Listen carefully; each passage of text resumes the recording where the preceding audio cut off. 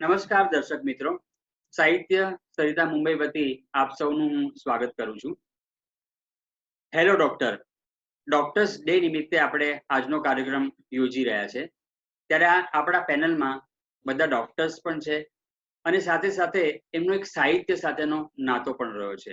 આ બે unique combination આજના બધા જ પાર્ટિસિપન્ટ્સમાં છે. આ ડોક્ટર પાસેથી આપણે જાણીશું એમના એક્સપિરિયન્સીસ, એમના અનુભવો દર્દીઓ સાથેના, અને સાથે થોડીક સાહિત્યની વાતો પણ આવશે. આ બંને કોમ્બિનેશન આજના કાર્યક્રમમાં છે. એક નાનકડી તસવીરી સફર ઇન્ટ્રોડક્શનની આ જે પેનલિસ્ટ છે આપણા, એની મારે કરવી છે. તો હું એ જસ્ટ શેર સ્ક્રીન કરીને હું આપને એક નાનકડી સફર કરાવું છું આજના પાર્ટિસિપન્ટ્સની, જેઓ ભાગ લઈ રહ્યા છે.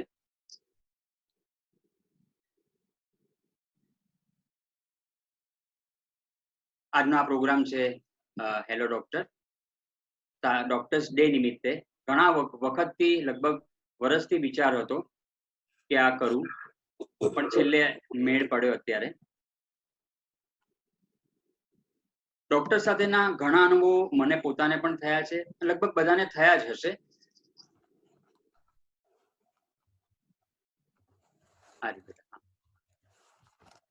આજની સાથેના આપણા જે પેનલિસ્ટ છે, ડોક્ટર પંકજ પારેખ છે આપણી સાથે.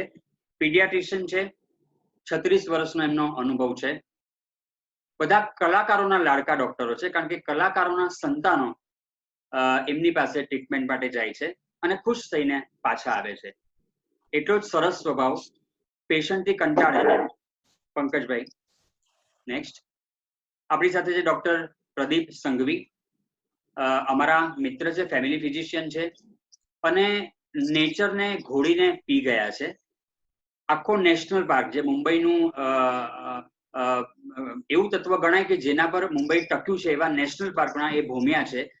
અને કયા કયા પ્રકારના અલગ અલગ પ્રકારના વૃક્ષો છે, ફૂલો છે, એમની એમને વિશેષ માહિતી છે.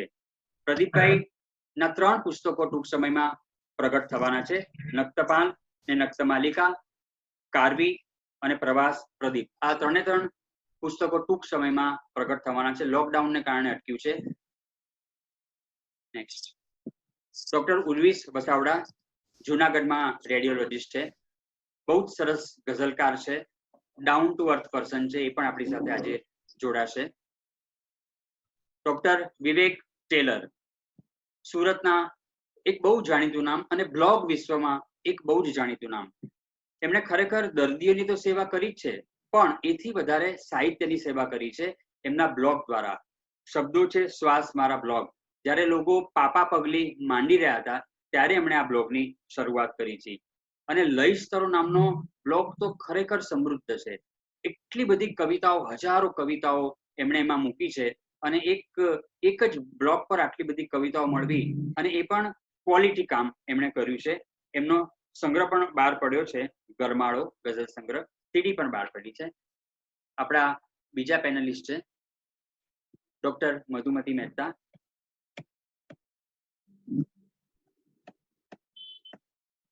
હા, ડોક્ટર નિલેશ રાણા, યાર્ડલી ન્યૂજર્સીમાં તેઓ કાર્યરત છે. ગેસ્ટ્રો એન્ટરોલોજીસ્ટ છે, વાર્તાકાર અને કવિ પણ છે. અને વિશેષ આજના સંદર્ભમાં એટલું કહેવાનું કે COVID-19ના પેશન્ટ્સનો તેઓ ઇલાજ કરી રહ્યા છે, એટલે ડેફિનેટલી આપણે એમના અનુભવ પણ સાંભળશું. ડોક્ટર મધુમતી મહેતા શિકાગો રહે છે, ફેમિલી ફિઝિશિયન છે, હોરાઇઝન મેડિકલ સેન્ટર એમાં તેઓ સક્રિય છે. શિકાગો આર્ટ સર્કલ બહુ જ જાણીતી સંસ્થા, જે સાહિત્યનું જતન અને સંવર્ધન કરે છે. એ ઉપરાંત યોગ અને અધ્યાત્મમાં પણ એમની એટલી જ રુચિ છે અને સુંદર મજાનો તરન્નુમ ધરાવે છે. તો મિત્રો, આજનો કાર્યક્રમ આપણે વિધિવત શરૂ કરીએ. જેમ દરેક કાર્યક્રમમાં શરૂઆતમાં પ્રાર્થના થતી હોય છે, આજે એક જુદા પ્રકારની પ્રાર્થનાથી કાર્યક્રમની શરૂઆત થશે. મેડિકલ પ્રાર્થના જેને કહી શકાય. જે શપથ લેવામાં આવે છે ડોક્ટર્સ દ્વારા, એ શપથ પહેલા હું વિનંતી કરીશ ડોક્ટર મધુમતી મહેતાને કે એનો થોડોક સાર કે, અને પછી એ શપથ સાહિત્યની રીતના, કવિતાની રીતના કઈ રીતે આપની સમક્ષ આવે છે આપણે જોઈએ. તો આદરણીય ડોક્ટર મધુમતી મહેતાને વિનંતી.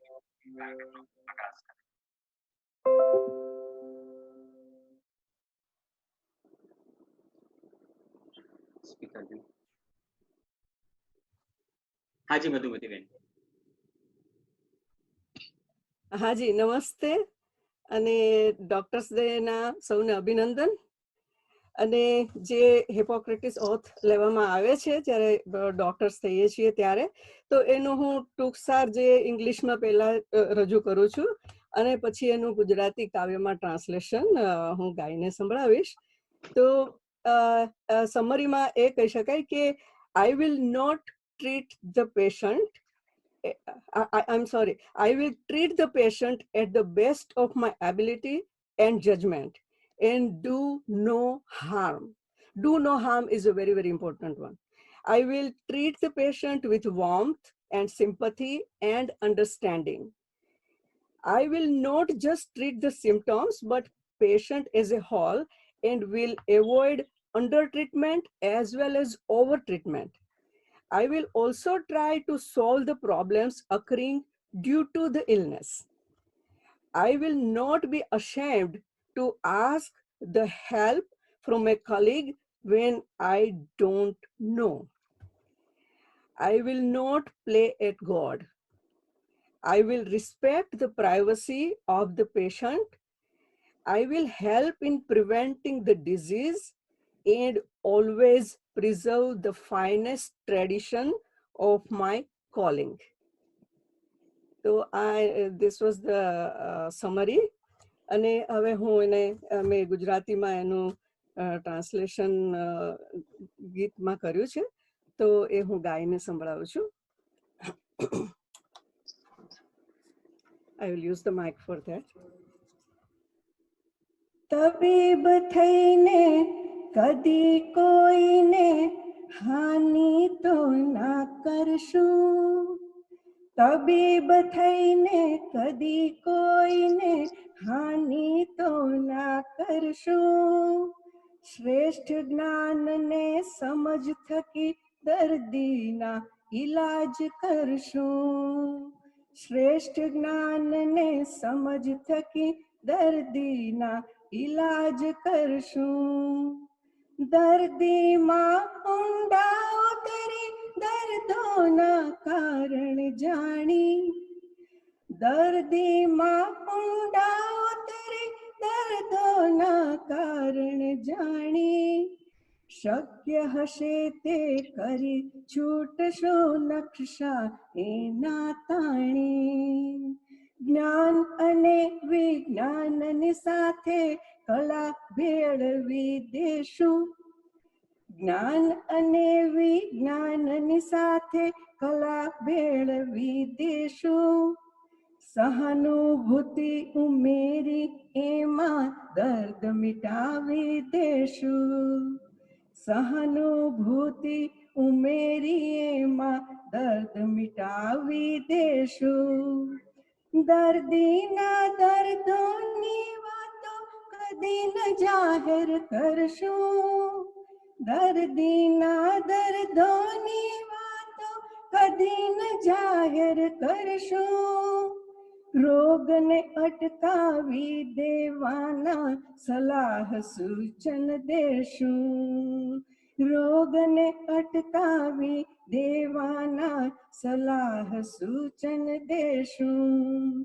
સમજ પડે ના ત્યાં સમજાનો ઢોળ કદી ના કરશું.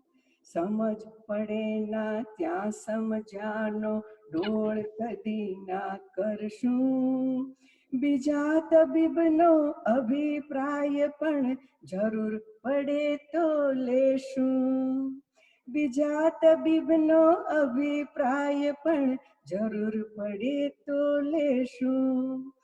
ઈશ્વરના થઈ નિમિત્ત અમે ઈશ્વરના થઈ નિમિત્ત અમે ના ઈશ્વર અમને ગણશું. ઈશ્વરના થઈ નિમિત્ત અમે ના ઈશ્વર અમને ગણશું. ઉમદા આ વ્યવસાયનું ગૌરવ નમ્ર થઈને કરશું. ઉમદા આ વ્યવસાયનું ગૌરવ નમ્ર થઈને કરશું. તબીબ થઈને કદી કોઈને હાનિ તો ના કરશું, શ્રેષ્ઠ જ્ઞાનને સમજ થકી દર્દીના ઇલાજ કરશું. ક્યાં બાત હે, વાહ વાહ મધુબેન, બહુ જ સરસ. અને ખરેખર એટલે આ શપથને આ રીતના તમારે કાવ્યાત્મક રીતના તમે મારી વિનંતી સ્વીકારી માટે ખૂબ ખૂબ આભાર. માત્ર 3 જ દિવસની શોર્ટ નોટિસમાં આ ગીત લખ્યું, કમ્પોઝ અને સરસ કર્યું. ખૂબ ખૂબ આભાર મધુબેન, તમારી સર્જકતાને માન સલામ. મિત્રો, આપણે ડોક્ટરોની દુનિયામાં જઈ રહ્યા છે, તો હું ડોક્ટર વિવેક મનહર ટેલરને વિનંતી કરું છું કે આગામી કાર્યક્રમનો દોર સંભાળે. ડોક્ટર વિવેક ટેલર.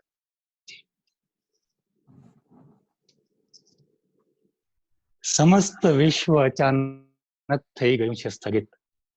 સમસ્ત વિશ્વ અચાનક થઈ ગયું છે સ્થગિત. જે રીતે બંધ પડી જાય કોઈ જૂનું ઘડિયાળ, કોઈ જૂનું ઘડિયાળ બંધ પડી જાય એ રીતે કોરોનાની મહામારીના કારણે છેલ્લા 2 મહિના આખી દુનિયા લગભગ લોકડાઉનમાં ચાલી ગઈ હતી. હવે અનલોક શરૂ થયું છે અને એની સાથે જ કોરોના પણ અનલોક થઈ ગયો છે.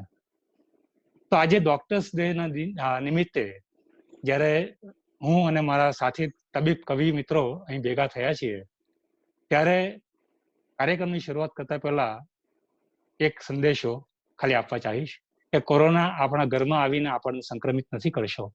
આપણે બહાર જઈએ ત્યારે આપણને સંક્રમિત કરે છે. કોરોનાથી લડવા માટેના એકમાત્ર ઈલાજ છે માસ્ક, સોશિયલ ડિસ્ટન્સ અને હેન્ડ વોશ.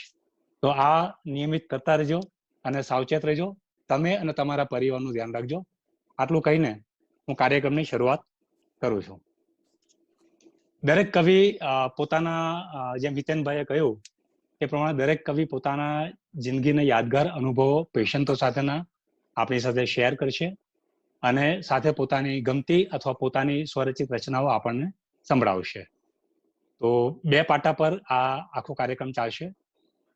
અને શરૂઆત આપણે કરીએ પહેલા હું જે કવિ મિત્રો, જે તબીબ કવિઓ આપણી સાથે અત્યારે હાજર નથી, એવા તબીબ કવિઓની રચનાઓના 2 શેર હું દરેક વખતે સંભળાવીશ. શરૂઆત કરીએ મુંબઈના જ ડોક્ટર હેમંત શાહથી.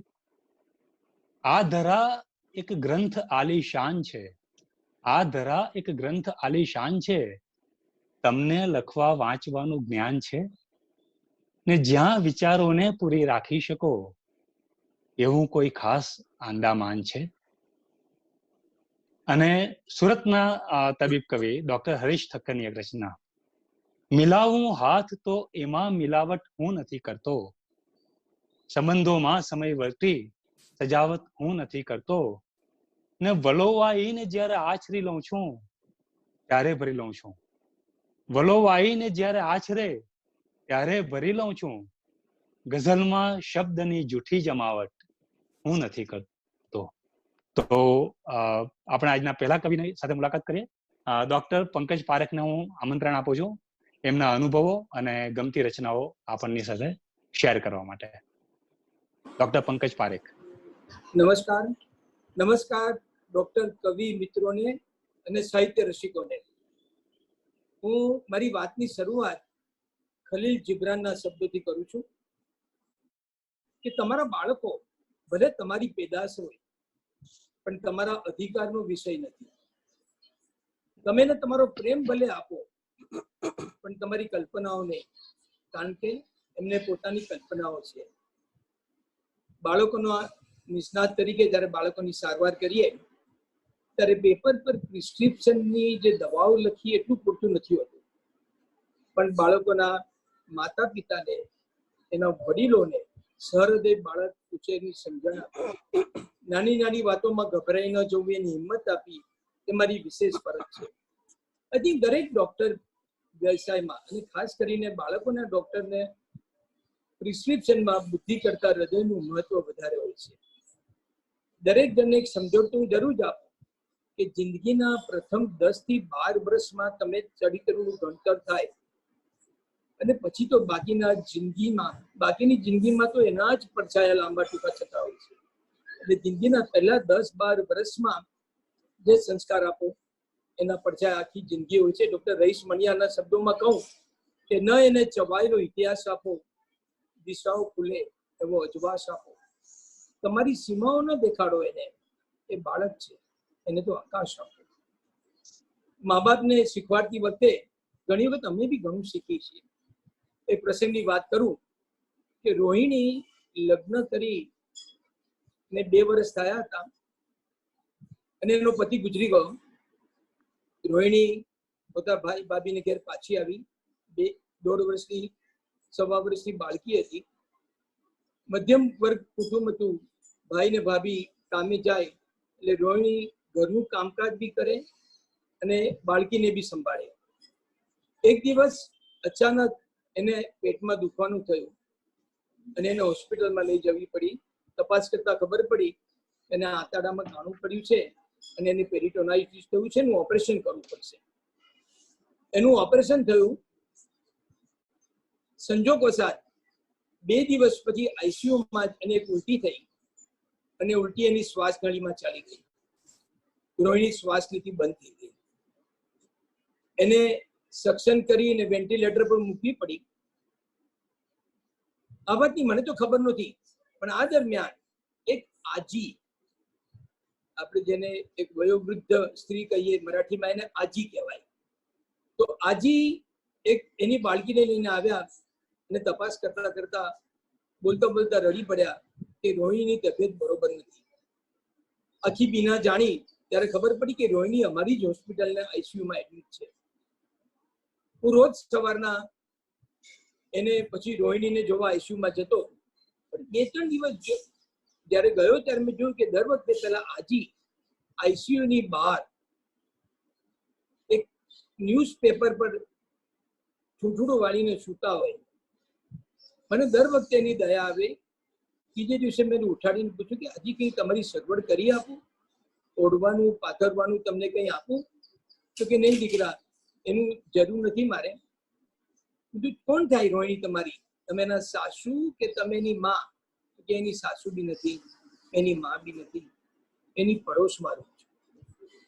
રોહિણી જ્યારે માજી પડી ત્યારે ભાઈ ભાભી પાસે એટલો સમય નહોતો કે જે રોહિણીની સારવાર કરી પડે. એટલે મારી ફરજ હતી કે રોહિણીની દેખરેખ, રોહિણીની સારવારમાંથી બને એટલી કરું. રોજ વિઠ્ઠલાનું સ્મરણ કરું અને કહું કે મારી રોહિણીને સારી કરી આપ. પણ વિઠ્ઠલા મારું સાંભળતું નથી. આ સાંભળીને મને આંખમાં પાણી આવી ગયા. મને એમ થયું કે આ આજીના ચરણ સ્પર્શ કરો. પોતાનું દુઃખ ભૂલી જાય બીજાના અજાણા માનવીની આટલી સહૃદયતાથી સેવા કરે એ સંત નહીં તો શું? મને મરીઝના શબ્દો યાદ આવ્યા કે બસ એટલી સમજ મને પરબરદિગાર દે, સુખ જ્યારે જ્યાં મળે ત્યાં બધાના વિચાર દે. માની લીધું કે પ્રેમની કોઈ દવા નથી, પણ જીવનના દર્દની તો કોઈ સારવાર દે. સાહેબ, ઘણી વખત ઘણા લોકોને સહાયની જરૂર હોય છે. ઘણાને આર્થિક સહાયની, ઘણાને સમય આપવો પડે અને ઘણી વાર લાગણીઓ બી આપવી પડે. આપણે ઘણી વખત જોયું છે કે પૈસાનું દાન કરનાર તો ઘણા હોય છે, સમય પણ ઘણા આપતા હોય છે, પણ જ્યારે માણસ તકલીફમાં હોય ત્યારે એની બાજુમાં ઉભા રહી અને લાગણીથી ખભા પર હાથ મૂકીને એમ કે ગભરા નહીં ભાઈ, હું તારી સાથે છું, એવું કહેનારા બહુ ઘણા ઓછા હોય છે. કોણ કેટલું તકલીફમાં છે એ જાણવું અશક્ય છે. તો દરેકને શાંતિથી સાંભળવા, પ્રેમ આપવો આપણી ફરજ છે. વિવેકભાઈ, જો ટાઈમ હોય તો એક પ્રસંગ હમણાં કહું કે પછી? હાજી, બિલકુલ બિલકુલ બિલકુલ કહી દો. તો આપણે ઘણી વખત ગાડી ચલાવતા હોઈએ અને આપણી આગળ ગાડી એકદમ સ્લો ચાલતી હોય, આપણે હોર્ન માર્યા જ કરીએ, હોર્ન માર્યા જ કરીએ, અને અચાનક એ ગાડીની પાછળ એક બોર્ડ દેખાય કે ડ્રાઈવર ઇઝ હેન્ડીકેપ, અને તરત આપણે હોર્ન મારતા બંધ થઈ જઈએ. નથી લાગતું કે જિંદગીમાં કોઈના માથા પર લેબલ નથી લાગેલા હોતા, પણ કેટલા દુઃખી હોય છે. કોઈ આર્થિક રીતે, કોઈના બાળકને કેન્સર થયું હોય છે, કોઈના મા બાપ માંદા હોય છે, કોઈને પાસે નોકરી નથી હોતી. આઈ થિંક આપણી ફરજ છે કે આ કોઈ બી લેબલ વંચાય કે ન વંચાય એની ખબર આપણને હોય કે ન હોય, તો બધા જોડે જો લાગણી અને પ્રેમથી વર્તન કરો તો તમે તો સુખી થાવ, તમે શાંત થાવ, તમને આશીર્વાદ મળે, પણ સામેવાળા ઘણા સુખી થાય અને એ રીતે તમે લોકોની ઘણી ઘણી સેવા કરી શકો. એકદમ સાચી વાત છે. મને એવી ટેવ છે વિવેકભાઈ કે જ્યારે બી દવાખાનામાં કોઈ મધર આવે ત્યારે શાંતિથી એના ખભા પર હાથ મૂકીને કહું, અને એમ લાગે કે બહુ વકળાઈ ગયેલી છે અને કે બાળકને એટલો બધો રોગ નથી કઈ, ખભા પર હાથ મૂકીને કહું કે બેટા કઈ ફિકર ન કર, હું છું ને. પણ માનીએ નહીં, એ માનું બ્લડ પ્રેશર એ જ ઘડીએ નોર્મલ થઈ જાય. એટલે એક સહૃદયતાથી, જે મેં પહેલા બી કીધું કે બાળકની સારવારમાં બુદ્ધિ કરતા હૃદયનું મહત્વ ખૂબ જ વધારે છે.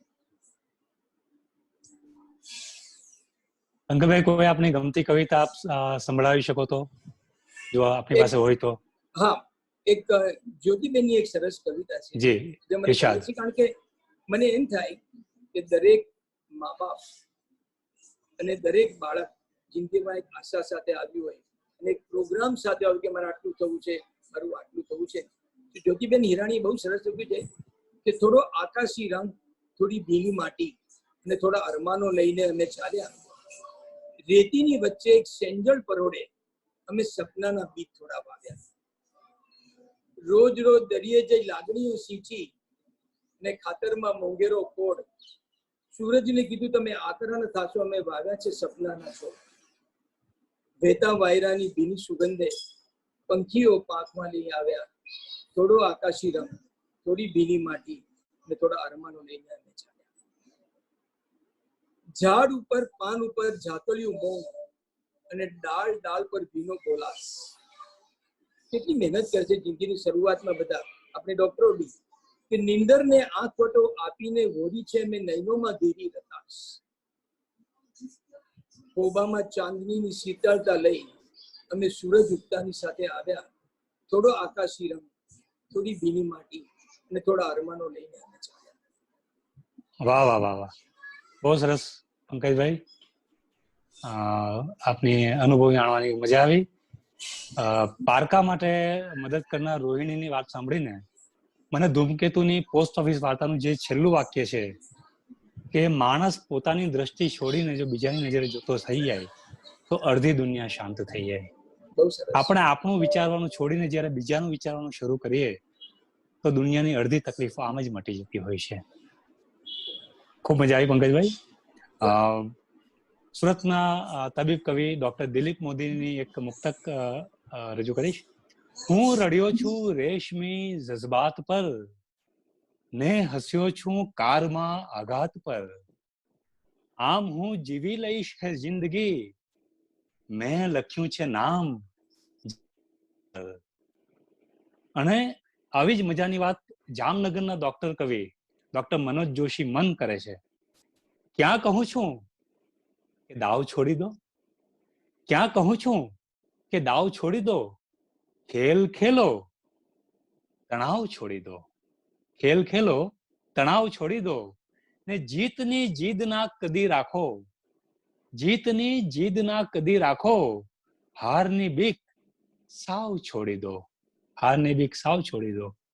આજની આપણા હેલો ડોક્ટર કાર્યક્રમના બીજા કવિ ડોક્ટર ઉર્વિશ વસાવડાને હું આમંત્રણ આપું છું, જેઓ રેડિયોલોજીસ્ટ છે.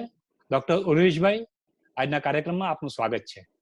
જે કવિતાની કરવાની એ છે, અને કોઈક એકાદ એવો પેશન્ટ સાથે થયેલો અનુભવ કે જે જીવનભર યાદ રહે, એવા જ એક અનુભવની પહેલાં વાત કરવી છે કવિતા પહેલાં. આજથી લગભગ 33-34 વર્ષ પહેલાં સોનોગ્રાફીની મારી પ્રેક્ટિસની હજી શરૂઆત હતી.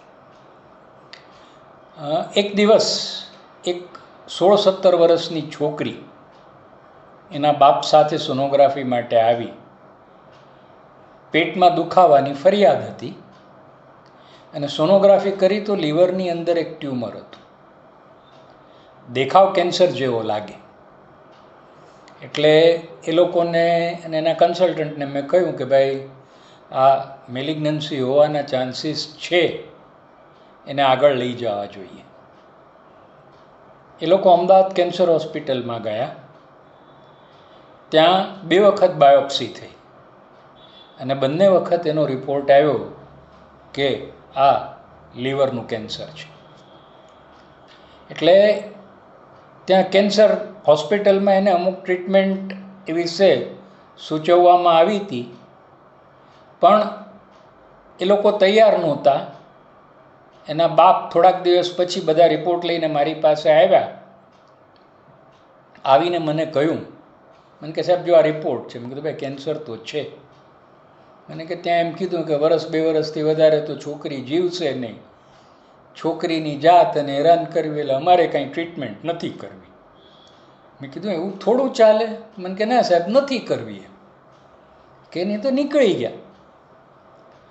લગભગ 1 વર્ષ પછી એ પાછા પેલી છોકરીને લઈને આવ્યા. આવીને મને કે સાહેબ આ છોકરીને કાંઈ તકલીફ તો છે નહીં, બધું બરાબર છે, તો શું કરવું છે, જોઈ દેશો તમે?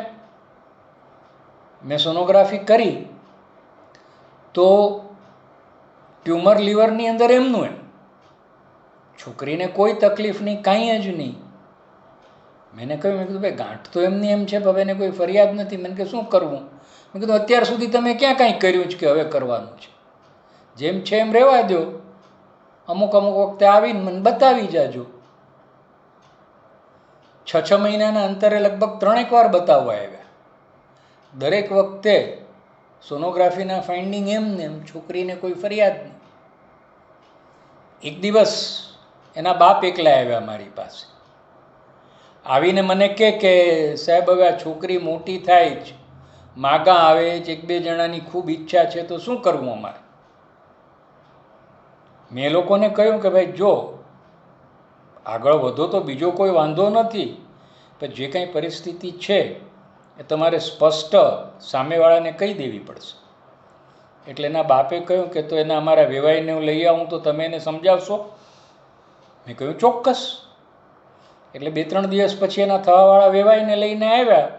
એટલે મેં એને આખી પરિસ્થિતિ સમજાવી કે સાધારણ રીતે તો આ બહુ વકરી જવું જોઈએ, કાંઈ થયું નથી, પણ રિપોર્ટ 2 કેન્સરના આવ્યા જ, ગમે ત્યારે ગમે તે સ્વરૂપ લઈ શકે, બાકી અત્યારે છોકરીને કાંઈ તકલીફ નથી. એના લગ્ન થયા પછી તો થોડોક વખત પછી વંધ્યત્વના અમુક ઇન્વેસ્ટિગેશન માટે લોકો આવતા હતા, એને બાળકો થયા. આજે એના છોકરાએ 20-21 વર્ષના થઈ ગયા છે, એનાથી મોટા થઈ ગયા છે, પણ એ જીવી દર 6 મહિને, હવે તો મને મોટો ભાઈ કહે છે, મોટા ભાઈ જ કહે છે. એણે ત્યાં સાસણની અંદર સરસ રિસોર્ટ કર્યો છે. દર વર્ષે એક વખત અમારે એના રિસોર્ટની અંદર જવાનું, એ નક્કી. ન જઈએ તો એનો ફોન આવે કે ભાઈ હજી તમે કેમ નથી આવ્યા?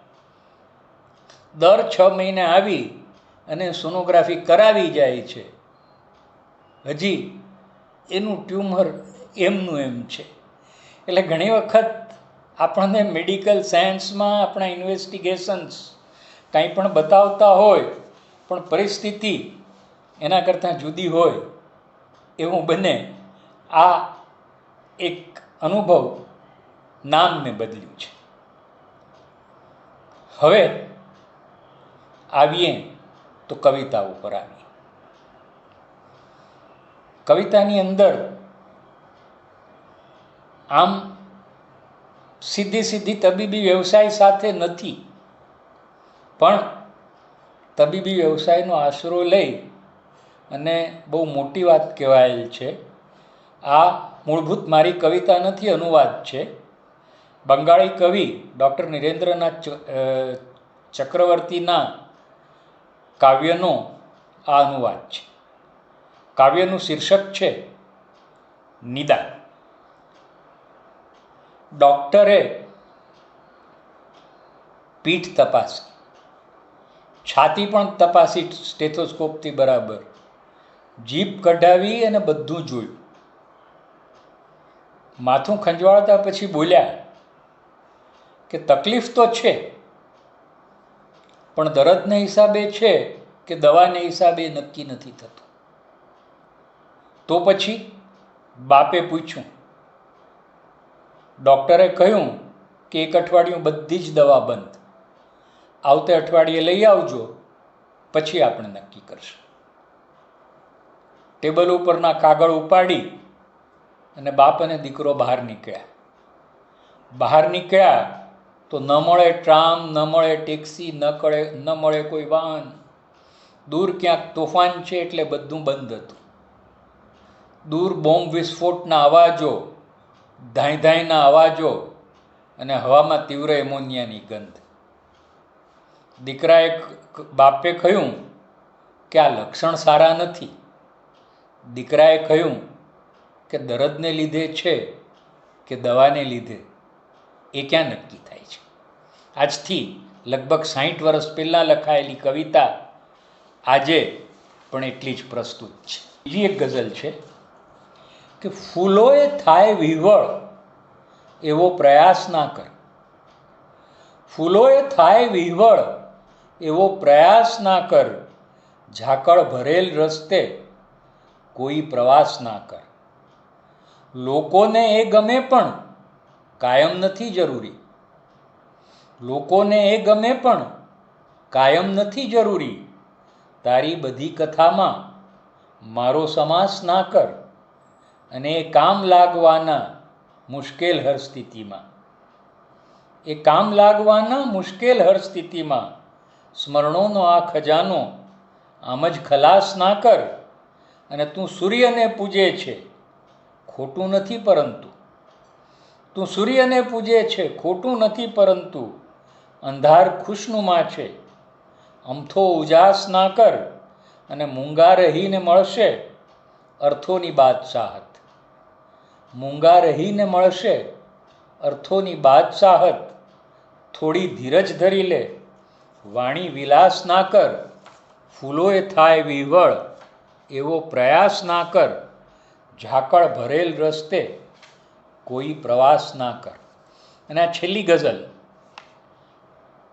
સ્વર્ગસ્થ મનોજ ખંડેરિયાના અંતિમ સમયે ડૉક્ટર તરીકે ત્યાં હાજર હતો અને એમના અવસાન પછી જ એક ક્ષણે એને ઘરે જે વિચારો આવ્યા હતા એ લગભગ પછી 6 વર્ષ પછી ગઝલ સ્વરૂપે મુકાયા છે. એ ગઝલ રજૂ કરું છું કે કવિના ગામ મધ્યે જઈ કવિના પ્રાણ લઈ આવો. શીર્ષક છે કવિના મૃત્યુ પર યમરાજાનો આદેશ. કે કવિના ગામ મધ્યે જઈ કવિના પ્રાણ લઈ આવો. કવન અકબંધ રહેવા દઈ કવિના પ્રાણ લઈ આવો. અને ફૂલોથી પણ વધુ નાજુક કવિનું ઘર છે સમજીને. ફૂલોથી પણ વધુ નાજુક કવિનું ઘર છે સમજીને. સુકોમળ ઓસ જેવા થઈ કવિના પ્રાણ લઈ આવો. ને પડે વિક્ષેપના સેજે કવિની ગાઢ નિદ્રામાં. પડે વિક્ષેપના સેજે કવિની ગાઢ નિદ્રામાં. ચરણને મૌન રહેવા કઈ કવિના પ્રાણ લઈ આવો. પ્રતીક્ષારત હશે શબ્દો જવા ઘરમાં ગરિમાથી. પ્રતીક્ષારત હશે શબ્દો જવા ઘરમાં ગરિમાથી. અદબથી સાથ એના રહી કવિના પ્રાણ લઈ આવો. અને ખજાનો છે ખરેખર સ્વર્ગ માટે પણ મહામૂલો. ખજાનો છે ખરેખર સ્વર્ગ માટે પણ મહામૂલો. જતનપૂર્વક ને સાવધ રહી કવિના પ્રાણ લઈ આવો. અને આ છેલ્લો શેર છે કે કલમ હો હાથમાં તો 2 ઘડી દ્વારે ઊભા રહેજો. કલમ હો હાથમાં તો 2 ઘડી દ્વારે ઊભા રહેજો. રજામાં શારદાની લઈ રજામાં શારદાની લઈ કવિના પ્રાણ લઈ આવો. કવિના ગામ મધ્યે જઈ કવિના પ્રાણ લઈ આવો. કવન અકબંધ રેવા દે, કવિના પ્રાણ લઈ આવો. આભાર મિત્રો. ખૂબ મજા આવી ડોક્ટર ઉર્વેશભાઈ. સરસ મજાની વાત કરી અને સરસ આપની રચના પણ આપને સંભળાવી. કાર્યક્રમના દોરમાં થોડા આગળ વધીએ. સૌરાષ્ટ્રના જ કવિ ડોક્ટર નીરજ મહેતા એવું લખે છે, પછી એવું થયું કે યાદમાં ધુમ્મસ છવાયું પણ, પછી એવું થયું કે યાદમાં ધુમ્મસ છવાયું પણ, પછી એવું થયું કે એમને ભૂલી જવાયું પણ, પછી એવું થયું કે કંઠમાં જે મોર બેઠેલા, પછી એવું થયું કે કંઠમાં જે મોર બેઠેલા, પછી એવું થયું કે આવડ્યું એવું ગવાયું પણ. આજે આવડ્યું એવું ગવાય એની મજા છે. આપણો કોઈ મહાન ગાયક હોય ને, પણ આપણે જે આવડે છે, જે અંદર ઉલટથી ગાઈ જવામાં લિજ્જત છે. અને ડોક્ટર ફિરદોસ દેખાયા સૌરાષ્ટ્રના જ, એ લખે છે, રખડપટ્ટી નરી આયાવરી ને મોજ, રખડપટ્ટી નરી આયાવરી ને મોજ, બીજું કંઈ અમે કરતા નથી, કદી પૂરી ન થાય એવી કરતા મોજ ખોજ, સોરી, કદી પૂરી ન થાય એવી કરતા ખોજ, બીજું કંઈ અમે કરતા નથી, ને હવે રસ્તા ઉપરના માઇલના પથ્થર હટાવી દો, નથી ખપના કશા. હવે રસ્તા ઉપરના માઇલના પથ્થર હટાવી દો, નથી ખપના કશા, મુસાફર જીવને કેવળ સફરની મોજ, બીજું કંઈ અમે કરતા નથી. ને આજના દોરના ત્રીજા તબીબ કવિ મિત્રને આપની સમક્ષ રજૂ કરતા મને આનંદ થાય છે. પરિચય તો હિતેનભાઈ આનંદ આજે માથે ડોક્ટર હિતેનભાઈ કહેવાય જાય છે, કારણ કે બધા છે અહીંયા ડોક્ટર છે. તો હિતેનભાઈએ પરિચય તો બધાને આપી દીધો છે. ડોક્ટર પ્રદીપભાઈ સંઘવીને હું આમંત્રણ આપું છું, એમના દર્દીઓ સાથેના થોડા રસપ્રદ અનુભવો અને એમની રચનાઓ રજૂ કરવા માટે. ડોક્ટર પ્રદીપભાઈ સંઘવી, સ્વાગત છે. નમસ્તે મિત્રો. એક મારા દર્દીનો જ કિસ્સો રજૂ કરું છું.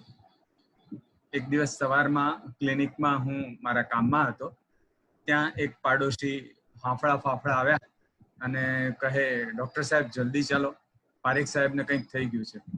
એટલે હું ગયો તરત. જોતા વેત સ્પષ્ટ હતું કે એમને હાર્ટ એટેક આવ્યો છે. એટલે તાકીદનું જે કંઈ આપી શકાય એવું હતું એ મેં કર્યું અને તરત એમને હોસ્પિટલમાં ખસેડવાની તજવીજ કરવાનું કહ્યું. એ પ્રમાણે વ્યવસ્થા થઈ, એને લઈ ગયા. એટલે હું પાછો મારા ક્લિનિક ઉપર ગયો. મારું બધું કામ પતાવતા 1.5-2 કલાક થયો લગભગ. પછી જે નર્સિંગ હોમમાં એમને રાખ્યા હતા ત્યાં હું પહોંચ્યો. ત્યાંના ડૉક્ટરને મળ્યો તો એમણે કહ્યું કે પ્રદીપભાઈ, કેસ બહુ સિરિયસ છે. 2-3 વાર હું ડીસી શોક આપી ચૂક્યો છું, પણ ફરી પાછું હતું એવું જ થઈ જાય છે, એટલે બચવાની શક્યતા બહુ લાગતી નથી. ઠીક, હું અંદર આઈસીયુમાં ગયો. પેશન્ટ ત્રાંસા ઢાળ ઉપર જેમ બેસાડવામાં આવે છે એવી રીતે અડધા સૂતેલા બેઠેલા હતા અને દેખીતી રીતે એમના ઉપર મૃત્યુનો ઓથાર છવાયો હતો. આંખ ઊંચી ચડી ગઈ હતી, કપાળ ઉપર 2-3 કરચલીઓ પડી હતી, ચહેરા ઉપરથી પરસેવો ટપકતો હતો, શ્વાસની ગતિ અનિયમિત લાગતી હતી. એમણે મને જોયો તો ખરો, પણ અભિવાદન કરવાની સો નહોતી. હું એમની પાસે ગયો. એમની ભીની હથેળી મેં મારી હથેળીથી પકડી, એમના ખભા ઉપર મેં હાથ મૂક્યો અને કહ્યું, રામચંદ્રભાઈ, ગભરાઓ નહીં, શાંત થઈ જાઓ. જુઓ, ડોક્ટરો છે, દવાઓ છે, પણ સાજા તમારે થવાનું છે. તમે ગભરાટ દૂર કરી દો. તમે મનમાં નિશ્ચય કરો કે મારે આમાંથી બહાર નીકળવું છે. હું સાજો થઈશ જ અને સાજો થઈને ઘરે જઈશ. તમે ધીમે ધીમે શ્વાસ લો, આંખો ઢીલી કરી દો, મન શાંત રાખો, તો ચોક્કસ તમને સારું લાગશે. અને મિત્રો, 1 મિનિટમાં મેં જોયું કે એમની આંખો નોર્મલ થઈ ગઈ, કપાળ ઉપર જે કરચલીઓ હતી એ જતી રહી, શ્વાસ નિયમિત થઈ ગયો. મોનિટર જે એમની નાડી 120-130 બતાવતી હતી તે ઘટીને 80-85 ઉપર આવી ગઈ. થોડી વાર હું એમની પાસે ઊભો રહ્યો, થોડી એમને દિલાસાની વાત કરી અને પછી હું ગયો. થોડા દિવસમાં એમને પણ સારું થઈ ગયું અને પછી લગભગ 17-18 વર્ષ એમણે બહુ સારા કાઢ્યા. તો મિત્રો, આ કિસ્સામાંથી દર્દીએ અને તબીબે બંને શીખવા જેવું છે. એટલે જ્યારે આપણા ઉપર કોઈ અણધારી આફત આવી જાય છે, એટલે આપણે તો તબીબી આફતની જ વાત કરીએ છીએ, તો એ વખતે સામાન્ય રીતે બધા એકદમ બહાવરા થઈ જાય છે, ગભરાઈ જાય છે. તો એનાથી શું થાય છે કે આપણા શરીરમાં સ્ટ્રેસ હોર્મોન જે કોર્ટિઝોલ કહેવાય છે એ એકદમ વધારે પ્રમાણમાં ઝરવા માંડે છે. એને લીધે નાડીના ધબકારા વધી જાય, બ્લડ પ્રેશર વધી જાય, શ્વસન તંત્ર ઉપર અસર થાય, આપણું ચેતાતંત્ર એટલે નર્વસ સિસ્ટમ પણ એકદમ ઉત્તેજિત થઈ જાય છે, મોઢું સુકાવા માંડે છે. એટલે એનાથી હાલત ઉલટી વધારે બગડે છે. તો આવા સંજોગોમાં જો ડોક્ટર મદદ કરે એ દ્રષ્ટિએ, દવાથી નહીં, આવી રીતે સમજાવીને, અને દર્દી પોતે પણ એમ સમજે કે અચ્છા જે કંઈ છે એ છે, જોઈએ શું કરી શકાય છે, શું વસ્તુ છે, પણ હું મારી તમામ ઈચ્છા શક્તિ એમાં લગાડી દઉં કે હું એમાંથી બહાર નીકળી જાઉં. તો મને લાગે છે કે આ વસ્તુ ઘણા બધા દર્દીઓને ફાયદો કરી શકે. બરાબર છે. બહુ સરસ વાત કરી પ્રદીપભાઈ.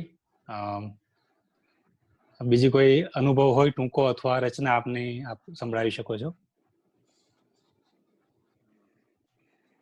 મારી કવિતાઓ મોટે ભાગે તો પ્રકૃતિ આધારિત હોય છે, તો એમાંની અમુક સંભળાવું તમને. જી, ઇરશાદ. વાંસની પાંદડી ખરી પડી,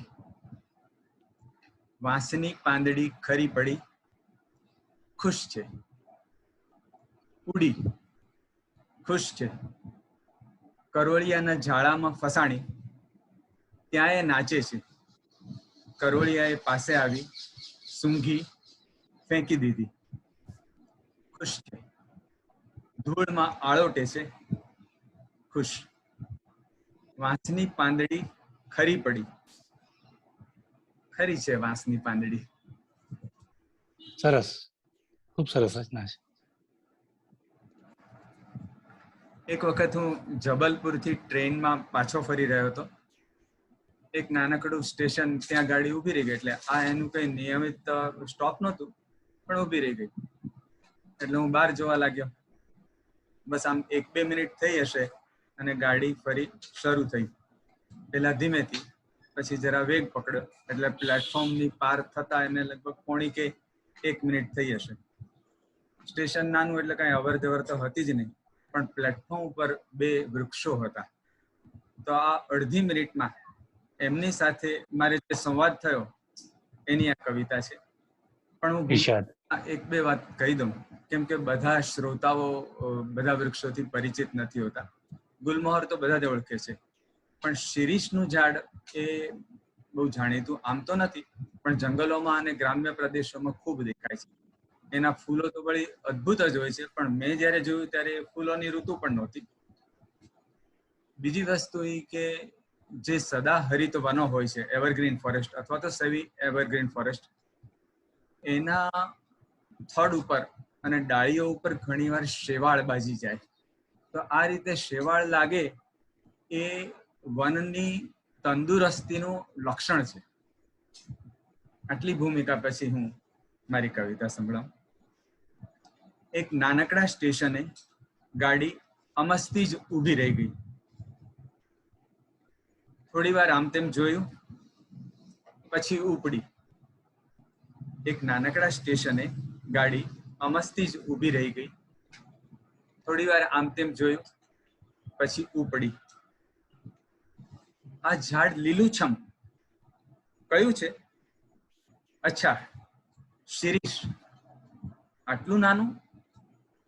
નાનું જ હશે, છે તો તગડું. શાખાઓ પર શેવાળ બાજી ગઈ છે. આ શું સદાહરિત વનમાં છે? ત્યાં આ ગુલમહોર ત્રાસુ 45 અંશને ખૂણે. લે, આરામ ખુરશીમાં બેઠું છે જાણે. તને કઈ વાંધો છે? આવજો. એટલે આવીશ ફરી કદાચ. ક્યાં વાહ, બાત હે, ક્યાં બાત હે. બહુ વિવેકભાઈ, મને સરસ. એક વસ્તુ ખાલી વચ્ચે એડ જી કરવાનું જી મન જી થાય છે.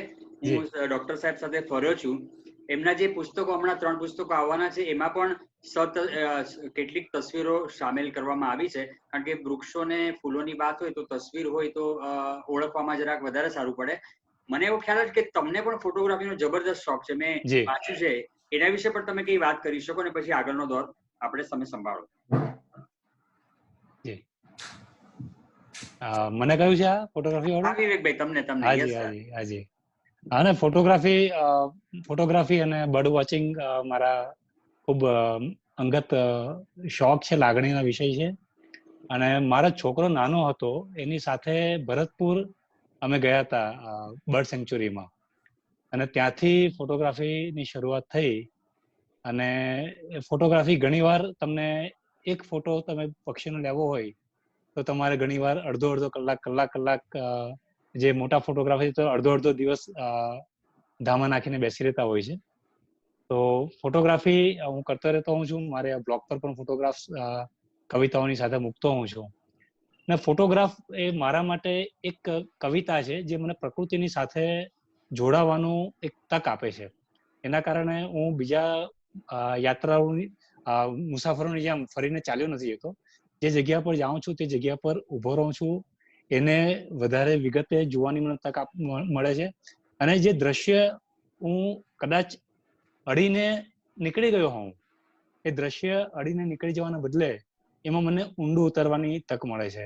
તો આ એક મારી કવિતા માટે પણ એક આ અગત્યની મને ધ્યાન કેન્દ્રિત કરવું. પક્ષીનો ફોટોગ્રાફી કરવી હોય તો તમારે એટલા બધા ધ્યાન કેન્દ્રિત કરવું પડે, એટલા બધા શાંત રહેવું પડે, બિલકુલ હલનચલન ના કરી શકાય, બિલકુલ અવાજ ના કરી શકાય, તમારો શ્વાસ પણ તમને સંભળાય એવી સ્થિતિમાં તમે મુકાયા હો, ત્યારે પક્ષી તમારા પર ભરોસો કરીને તમારી નજીક હોય અને તમે એના સારા ફોટોગ્રાફ્સ લઈ શકો. તો આ જે ફોટોગ્રાફીના કારણે એકાગ્રતાની જે આદત પડી છે એ મને મારી કવિતામાં પણ કામ લાગે છે. એમને પ્રદીપભાઈએ બહુ સારી વાત કરી કે આપણા જીવનના અનુભવો જે છે એ આ કવિતાઓ નાના અનુભવોમાંથી આવતી હોય છે. અને કવિતાનું બેકગ્રાઉન્ડ જે એમને આપ્યું કે જબલપુરના એક નાના સ્ટેશન પાસે ગાડી ઉભી રહી ગઈ અને 2 વૃક્ષો સાથે વાર્તાલાપ કર્યો.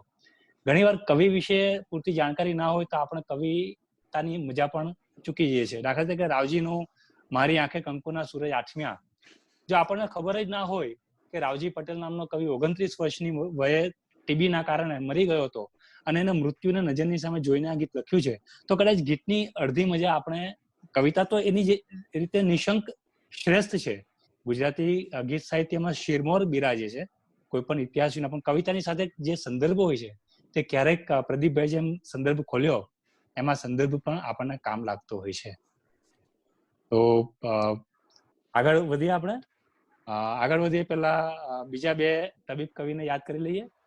એક છે જેતપુરના ડોક્ટર જગદીપ નાણાવતી.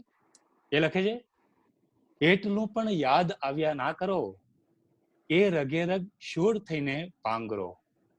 એટલું પણ યાદ આવ્યા ના કરો કે રગે રગ શૂળ થઈને પાંગરો. એક તો વિનાશ ને તારી હવા. શેર સાંભળજો. એક તો વિનાશ ને તારી હવા, આંખમાં વાવી દીધો ઉજાગરો. જગદીપ નાણાવતી.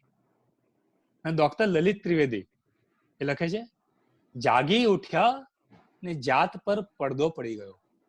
જાગી ઉઠ્યા ને જાત પર પડદો પડી ગયો, કાલે જીવ્યાની વાત પર પડદો પડી ગયો. ખૂબ બારીક શેર છે. પડદો ખુલ્યો ને ગૃહમાં અંધારું થઈ ગયું. પડદો ખુલ્યો, નાટકનો પડદો ખુલે ને ઓડિયન્સની લાઈટ બંધ થઈ જાય. પડદો ખુલ્યો ને ગૃહમાં અંધારું થઈ ગયું, પ્રત્યેક જણની જાત પર પડદો પડી ગયો. ડોક્ટર લલિત ત્રિવેદી. અને હવે આપણે જે કવિને રજૂ કરવા છે એ અમેરિકાના કવિ ડોક્ટર નિલેશ રાણા. એમને હું આમંત્રણ આપું છું. એમના નિલેશભાઈ જેમ હિતેનભાઈ કહ્યું એમ કોરોનાના દર્દીઓની સાથે કામ કરી રહ્યા છે. તો નિલેશભાઈના કોરોનાના દર્દીઓ સાથેના જે રોચક અનુભવ હોય, પોતાની જાતને કેવી રીતે સુરક્ષિત રાખે છે અને એ રીતે આપણને પણ કોરોનાથી બચવા માટે કંઈક સંદેશો આપી શકે એવા એમના રસપ્રદ અનુભવ અને એમની મજાની કવિતાઓ સાથે ડોક્ટર નિલેશભાઈ રાણાને હું બાઅદબ સ્વાગત કરું છું. થેન્ક યુ વિવેકભાઈ. સૌ પ્રથમ તો સૌ શ્રોતાજનોને મારા નમસ્કાર અને ગુડ મોર્નિંગ અમેરિકાથી. જે વિવેકભાઈએ પહેલી જે સલાહ આપી એ સૌ શ્રોતાજનોને હું ધ્યાનમાં રાખવા કહું છું, પણ એમાં મારે એટલું જ ઉમેરવાનું કે આજકાલ ટીવી, ઇન્ટરનેટ, પ્રિન્ટ મીડિયાની અંદર ડિગ્રી વગરના ડોક્ટરો જે માહિતી આપી રહ્યા છે, પ્લીઝ એનાથી સાવધાન રહો, એનાથી બચો. અને તમને ખ્યાલ હોય કે ન હોય અને સલાહ લેવી હોય તો પ્લીઝ ડોક્ટરનો પહેલા કોન્ટેક્ટ કરો. કારણ કે આજકાલ આ બધી બનાવટો ઘણી ચાલુ થઈ ગઈ છે અને એ ખાલી પૈસા બનાવવાની સ્કીમ છે. માટે જરા સાવધાન રહો તો સૌથી વધુ સારું. એકદમ સાચી વાત. ના, એ બિલકુલ જરૂરી છે, કારણ કે લોકો બિચારા ભોળવાઈ જાય છે એની અંદર ખોટી ખોટી વસ્તુઓની અંદર. બીજી, તમે જેમ કીધું કે કોરોનાના પેશન્ટની, હું એમની સારવાર મુંબઈથી જ્યારે પાછો આવ્યો જાન્યુઆરીમાં, ત્યારથી હું એમની સારવાર કરી રહ્યો છું. મારી પાસે એક સમયે લગભગ 30 પેશન્ટ હતા. હવે 4-5 પેશન્ટો છે, પણ તમે જોયું એમ અમેરિકા અને ભારતની અંદર એના કેસો હવે વધવા માંડ્યા છે. એટલે પ્લીઝ સાવચેત રહો, માસ્ક પહેરો, ડિસ્ટન્સ રાખો, હાથ ધુઓ અને તંદુરસ્તી જાળવો. એ ખાસ ઇમ્પોર્ટન્ટ વસ્તુ છે આપણા માટે. તમે જે પેશન્ટોની વાત કરી એના ઘણા કિસ્સા છે, પણ એનું તમને નિચોડ એટલો જ જણાવો કે ભારતની જેમ અમેરિકામાં પણ પેશન્ટોના સગા સંબંધીઓને પેશન્ટોને જોવા આવવામાં બંધી હતી. એટલે ક્યાં તો ફોન પર વાતો કરો પેશન્ટોની સાથે, પણ એમાં બે વસ્તુ મને જે અનુભવ થયો છે એને શબ્દોમાં મૂકવું જરા ડિફિકલ્ટ છે. પણ જ્યારે કોઈ પેશન્ટનો બર્થડે હોય અને એની ફેમિલી એને મળવા આવે અને કાચની બારીની બે બાજુ જે સંવાદ રચાય એને હું સાક્ષી બન્યો છું. અને એ વખતે તમારી આંખમાં પાણી આવી જાય. ત્યારે કાચની બારી એક આપણે સ્ટેજ બને છે અને બે બાજુ દ્રશ્ય ભજવાય છે. અને એની સાથે સાથે જ્યારે મારા પેશન્ટ રેસ્પિરેટર પર હોય છે અને છેલ્લી ક્ષણ એમની આવે છે, ત્યારે હું ફેમિલી સાથે એમને ફેસબુક પર, ફેસ ટાઈમ પર મેળવું છું. અને ત્યારે મારી પાસે કશું બોલવાના શબ્દો નથી હોતા. એ વખતે જે મનની અંદર લાગણીઓ પેદા થાય છે એને વ્યક્ત કરવા માટે પણ શબ્દો નથી. કારણ કે એ વખતે વિવેકભાઈ તમે જાણો છો કે ડિપ્રેશન જેવું આવી જાય છે કે આપણી પોતાની મર્યાદાનો ખ્યાલ આવે છે કે છેલ્લે હું એક માણસ છું અને અમુક હદથી વધારે મારી પાસે પણ કશું કરવાની શક્તિ નથી. પણ આની સાથે તમને એક પેશન્ટનો કિસ્સો જણાવું જે કોરોના સાથે નથી, પણ લગભગ મને અમેરિકામાં લગભગ 50 વર્ષ થવા આવ્યા હવે. અને લગભગ 15-20 વર્ષ પહેલા અમેરિકામાં ક્રિસમસ સમયે તમે જાણો છો મોટો ઉત્સવ ગણાય છે. એ વખતે દૂધનું પ્રોડક્શન બહુ જ મોટા પ્રમાણમાં થયું હતું. અને એ વખતે અમેરિકન ગવર્મેન્ટે કીધું કે ચીઝનું પ્રોડક્શન એટલું બધું થયું છે કે એને ફેંકી દેવાની જગ્યાએ જેમને જરૂરી છે એ લોકો અમુક સેન્ટરમાંથી આવીને ચીઝ લઈ જાય. ડિસેમ્બરનો મહિનો, ઠંડી હોય, એ વખતે મારી લગભગ 75 વર્ષની એક બ્લેક બાય પેશન્ટ આપણે આ ટેમ્પરેચરની અંદર 3 કલાક લાઈનમાં ઊભી રહીને એને મળેલો 2 પાઉન્ડનો ચીઝનો ટુકડો મને કાગળમાં વીંટાળીને ક્રિસમસની વખતે ભેટ આપે છે. ત્યારે મારી આંખોમાં બિલકુલ આંસુ આવી ગયા. એવો અનુભવ મને જિંદગીમાં થયો નથી. અને આ સાચી હકીકત છે કે મારા પેશન્ટો ક્રિસમસ વખતે પોતાના મને કાર્ડ આપે છે, એની અંદર $2, $5, $10 મૂકીને મને ક્રિસમસની ગિફ્ટ આપે છે. ત્યારે મને એવું લાગે છે કે મારા જેવો ધનવાન દુનિયામાં કોઈ નથી. અને આ પરિસ્થિતિમાંથી ઘણી વાર ગુજરવાનું થયું છે. પેશન્ટો જોડે વાતો કરતા, કોરોનાના દર્દીઓ સાથે હું વાતો કરું છું અને એમની જે જીવન જીવવાની ઈચ્છા હોય છે એને હું બહાલી આપી નથી શકતો. કારણ કે એમને સહારો આપો તો શું આપું, ખોટું બોલાય નહીં એમની સાથે, સાચું કહેવામાં તકલીફ થાય છે. એટલે જે મનોવેદના ઊભી થાય છે એમાંથી મારે રોજ પસાર થવું પડે છે. અહીં સૂરજ રોજ ઉગે છે પણ ગમનો સંદેશો લઈને આવે છે. અને ભવિષ્યમાં આઈ હોપ કે ભાઈ આપણે કે એમની ક્યોર મળે કે વેક્સિન મળે કે જેથી પેશન્ટોને આપણે સાચો સહારો આપી શકીએ. એટલે અમુક પેશન્ટોની સાથે વાતો કરતા કરતા સાંજે હું ઘરે આવીને બેસું છું ત્યારે એક માહોલ રચાય છે અને શાંતિથી એક રૂમની અંદર બેસીને હું મનમાં વિચારું છું કે ડોક્ટર તરીકે મારી સફળતા શું છે. અને એ માટે મારે તમને 2 કાવ્ય મારી પાસે હતા અને આ કાવ્યોની મેં હિતન સાથે પણ ચર્ચા કરી હતી. અને આ કાવ્ય માત્ર લખવા માટે નથી લખાય. પ્લીઝ, આ જે મારી અંદરની અનુભૂતિ છે એને પ્રગટ કરવા માટે મેં લખ્યું છે. અને જન્મભૂમિમાં પ્રવાસીની અંદર મારા છેલ્લા થોડા અઠવાડિયાથી આર્ટિકલ આવે છે. એની અંદર એક ડોક્ટરનું મનોમંથનમાં મેં લખ્યું હતું કે ભાઈ અમે પણ ડોક્ટરો તરીકે જેમ પેશન્ટો તણાવમાંથી પસાર થઈ રહ્યા છે એમ મારે 4 પ્રકારના તણાવનું ધ્યાન રાખવું પડે છે. પહેલું પેશન્ટનો તણાવ, બીજું એમના ફેમિલીનો તણાવ, ત્રીજો મારી ફેમિલીનો તણાવ ન થાય મારા કામને કારણે કારણ કે એટલો બધો વ્યસ્ત છું, અને ત્રીજો મારો પોતાનો તણાવ. એટલે આ ડિપ્રેશન કે તણાવના ચતુષ્કોણમાંથી બહાર નીકળવું એ ઘણીવાર બહુ મુશ્કેલ બને છે. અને મેં એક આર્ટિકલમાં લખ્યું છે કે 2019માં મેં જેટલા ડેથ સર્ટિફિકેટ નહોતા લખ્યા એટલા અત્યાર સુધીમાં મેં લખ્યા છે, અને મારા જમણા હાથને જાણે લકવો મારી ગયો છે. અને એના પરથી પહેલી જે કવિતા છે એનું શીર્ષક છે ડેથ સર્ટિફિકેટ. ડેથ સર્ટિફિકેટ કે લખું ડેથ સર્ટિફિકેટ જે હાથે, લખું ડેથ સર્ટિફિકેટ જે હાથે, હું રોજ જમું એ જ હાથે, આને કહેવું સુખ મળે જે મજબૂરી સંગાથે, આને કહેવું સુખ મળે જે મજબૂરી સંગાથે. જ્યારે બંધ થાય છે આંખો, તૂટી જાય છે શ્વાસો, જ્યારે બંધ થાય છે આંખો, તૂટી જાય છે શ્વાસો, નિષ્ફળતાનો કડવો ઘૂંટડો, નિષ્ફળતાનો કડવો ઘૂંટડો મારે જાણે તમાચો, કટાર વાગે કળતર કેરી, કટાર વાગે કળતર કેરી ને નાવ ડૂબે છે કાંઠે, આને કેવું સુખ મળે જે મજબૂરી સંગાથે. મધુમતી બેને કીધું એમ, સત્ય કહેવાના શપથ લીધા પણ આંસુ ક્યાંથી ખાળું, સત્ય કહેવાના શપથ લીધા પણ આંસુ ક્યાંથી ખાળું. દુઃખનું મહાભારત રોકવા, દુઃખનું મહાભારત રોકવા, મારામાં યુધિષ્ઠિરને મારું, આંખો કોરી ને ભીતર રડે, આંખો કોરી ને ભીતર રડે, ગમ વહેંચું કોની સાથે, આને કેવું સુખ મળે જે મજબૂરી સંગાથે. અને છેલ્લે કે લોક કહે ઈશ્વરનો હાથ છું, કે લોક કહે ઈશ્વરનો હાથ છું, તોય નડી લાચારી, સફળતાનો ગુઠવામાં, સફળતાનો ગુઠવામાં વહી જિંદગી સારી. અવતાર નથી હું માણસ છું, અવતાર નથી હું માણસ છું, એ વાત કઠે છે રાતે, આને કેવું સુખ મળે જે મજબૂરી સંગાથે. આ અમારા બધા ડોક્ટરોની વેદના છે અને આ સચ્ચાઈ છે. આમાં કોઈ મોભો કરવા માટે આ કવિતા લખાઈ નથી એવું મને પોતાને લાગે છે. અને બીજું, વિવેકભાઈ અને બીજા ડોક્ટર મિત્રો, તમે જાણો છો કે અમુક જગ્યાએ અમેરિકામાં અને ભારતમાં પણ અમુક પેશન્ટોમાં એવી માન્યતા પ્રવર્તે છે કે તમે ડોક્ટરો અમને રવાડે ચડાવો છો અને પૈસા કમાવા માટે તમે ઘણીવાર આ બધું કરો છો. કોક વાર એવું કોકની પાસે બનતું હશે, પણ મારું ધારવું છે કે મોટા ભાગના આપણે જે ડોક્ટરો છીએ આપણે આવી કોઈ લાલસા સાથે કામ કરતા નથી. તો એના માટે વિવેકભાઈ આને કદાચ સટાયર કહી શકાય એવી કવિતા તમને જણાવું છું. અને વાંસળી વગાડું તો સૌ કોઈ સાંભળે, વાંસળી વગાડું તો સૌ કોઈ સાંભળે, સ્ટેથોસ્કોપ કોને સંભળાવું, વાંસળી વગાડું તો સૌ કોઈ સાંભળે, સ્ટેથોસ્કોપ કોને સંભળાવું.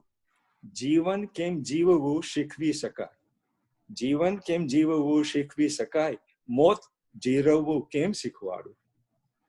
બંધ થવાના હોય જીવનના બારણા, બંધ થવાના હોય જીવનના બારણા, ત્યાં ચિતરું છું આભાસી બારી, ખરતા તારલિયા હથેળીમાં આપી, શેરવી લઉં છું આભની અટારી. ગોરંભાયું છે, ગોરંભાયું છે આકાશ સંકેત આપી, રાખું વાદળની વાર્તા અધૂરી. ગોરંભાયું છે આકાશ સંકેત આપી, રાખું વાદળની વાર્તા અધૂરી. જાણું આરંભે છે પૂર્ણાહુતિ પાસે, જાણું આરંભે છે પૂર્ણાહુતિ પાસે, તો એ લીધી ભાગવત સપ્તાહની ફી પૂરી. અને છેલ્લે આ પેશન્ટ માટેની સટાયર માટે કે તર્જનીના ટેરવે જુઓ દર્દીની નાડી, તર્જનીના ટેરવે જુઓ દર્દીની નાડી, કઈ જાતિ સાચકલી વાત, કઈ જાતિ સાચકલી વાત, રાખો બહારથી સાબુત કરો અંદરથી ખોખલા. આ પેશન્ટ આવું વિચારે કોકો કે રાખો બહારથી સાબુત કરો અંદરથી ખોખલા, તમે ડોક્ટર ઉદયની જમાત. વાંસળી વગાડું તો સૌ કોઈ સાંભળે, સ્ટેથોસ્કોપ કોને સંભળાવવું, જીવન કેમ જીવવું શીખવી શકાય, મોત જીરવવું કેમ શીખવાડવું. અને સમયવસર પછી તમને છેલ્લી ક્ષણની કવિતા સંભળાવીશું. બીજા કોઈ? બહુ સરસ નિલેશભાઈ, સરસ વાત કરી. એમણે જે વાત કરી કે કોરોનાના દર્દી એક કાચની આ બાજુ દર્દી હોય ને કાચની અમેરિકામાં બીજી બાજુ દર્દીના સગા હોય, તો એમણે જે કહ્યું કે કાચની દિવાલ એક સ્ટેજ બની જાય છે અને બે બાજુ બે દ્રશ્યો ભજવાય છે. તો આ એક કવિની આંખ છે. કોઈ ડોક્ટર આવો સંવેદન નહીં અનુભવી શકે.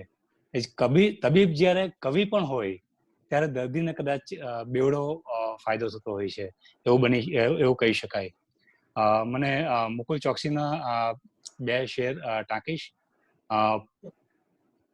ખાઈ પીને નાઈને કવિતા નથી બનતી હે દોસ્ત, ખાઈ પીને નાઈને કવિતા નથી બનતી હે દોસ્ત, લોહી વહે ત્યારે જ કાગળ વચ્ચે ધરવો જોઈએ, ને આંસુની અધિકૃત વિક્રેતા છે થોડી આંખ આ, આંસુની અધિકૃત વિક્રેતા છે થોડી આંખ આ, ખાતરીપૂર્વકનું ને જથ્થાબંધ ક્યાંથી રોઈએ. ડોક્ટર મુકુલ ચોકસી. અને ડોક્ટર રહીશ મણિયાર, સુરતના જ તબીબ કવિ. અજવાળું પણ થયું અને પીડા થતી રહી, અજવાળું પણ થયું અને પીડા થતી રહી, છાતીના એક ખૂણે કવિતા થતી રહી, સળગી રહેલા ઘરમાં હવાની અવર જવર, સળગી રહેલા ઘરમાં હવાની અવર જવર, શ્વાસોની રોજ અગ્નિ પરીક્ષા થતી રહી, શ્વાસોની રોજ અગ્નિ પરીક્ષા થતી રહી. તો બંને સુરતના તબીબ કવિ મિત્રોને સાંભળીએ આપણે, અને બંને મારા ગઝલ ગુરુ રહીશ મણિયાર અને મુકુલ ચોકસી. તો એમની રચના આપને સંભળાવી પછી હું મારી જાતને રજૂ કરી દઉં છું. વિવેકભાઈને હું એક શેર સાથે રજૂ કરું છું વિવેકભાઈને, કે સેજ પણ ઉષ્મા કદી વર્તાયના નિગાહમાં, સેજ પણ ઉષ્મા કદી વર્તાયના નિગાહમાં, શબ્દનો ગરમાળો થઈ ખરતો રહું તુજ રાહમાં. ગરમાળો એમનો કાવ્ય સંગ્રહ છે. તો સ્વાગત છે વિવેકભાઈ, ઇરશાદ. થેન્ક યુ વેરી મચ હિતેનભાઈ. મને આ તક આપવા માટે આપ સૌનો આભારી પણ છું હિતેનભાઈ. પહેલા થોડા અનુભવ, મારા એક નાનો અનુભવ કહીશ. જે નિલેશભાઈએ કીધું કે ક્રિસમસ પર કોઈ ગિફ્ટ આપી જાય, 3 કલાક કકડતી ઠંડીમાં, અમેરિકાની ઠંડી આપણે તો કલ્પના પણ ના કરી શકીએ. અમેરિકાની ઠંડી, તમે પૂરતા કપડાં ના પહેર્યા હો તો થીજીને બરફ થઈ જાઓ, એવી હાડ થીજાવી દેવી ઠંડીમાં 3 કલાક ઊભી રહીને કોઈ 75 વર્ષની વૃદ્ધા એક કેક લાવી, ચીઝનો ટુકડો લાવીને ભેટ આપે, ત્યારે તબીબને એવું લાગે કે હું દુનિયાનો સૌથી ધનવાન માણસ છું. તો અમારે ત્યાં પણ જ્યારે દર્દીઓ આવે અને આવીને અમને કહે કે તમને જોઈએ છીએ, તમારું સ્માઇલ જોઈએ છે, ને અમારું અડધું દુઃખ ઓછું થઈ જાય છે. એ વખતે તો હું દર્દીને હસીને મજાકમાં કહી દઉં છું કે તમે મને ફેસબુક પર ફ્રેન્ડ રિક્વેસ્ટ મોકલી દો, ને તમને તકલીફ થાય ત્યારે મારો ફોટો જોઈ લીધો. પણ અંદરથી એવું થાય કે આ ખરી કમાણી છે. દર્દી જ્યારે આવીને તમને કહે કે તમને મળીને અમારું અડધું દર્દ ઓછું થઈ જાય છે. મને એક નાનો પ્રસંગ, જ્યારે મારા લગ્ન થયા હતા, એ એમડી થયો અને મારા લગ્ન થયા તરત જ, અને એ અરસામાં હું એક હોસ્પિટલમાં લગભગ 18 કલાકની નોકરી કરતો હતો.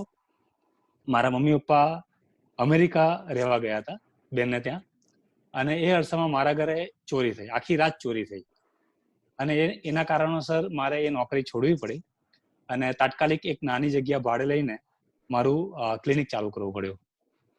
એ વખતે પૈસાની સગવડ હતી નહીં, એટલે હોસ્પિટલ બનાવવા માટે બેંકમાં લોન માટે જઈએ તો કે દસ્તાવેજ નથી, કબજા રસીદ પર લોન નહીં મળે, અને ઘણી બધી તકલીફો પછી જ્યારે જ્યાં રહું છું એ ઘરનો જ પ્લાન પાસ થયો અને મહાનગરપાલિકાએ મંજૂરી આપી હોસ્પિટલ બનાવવાની.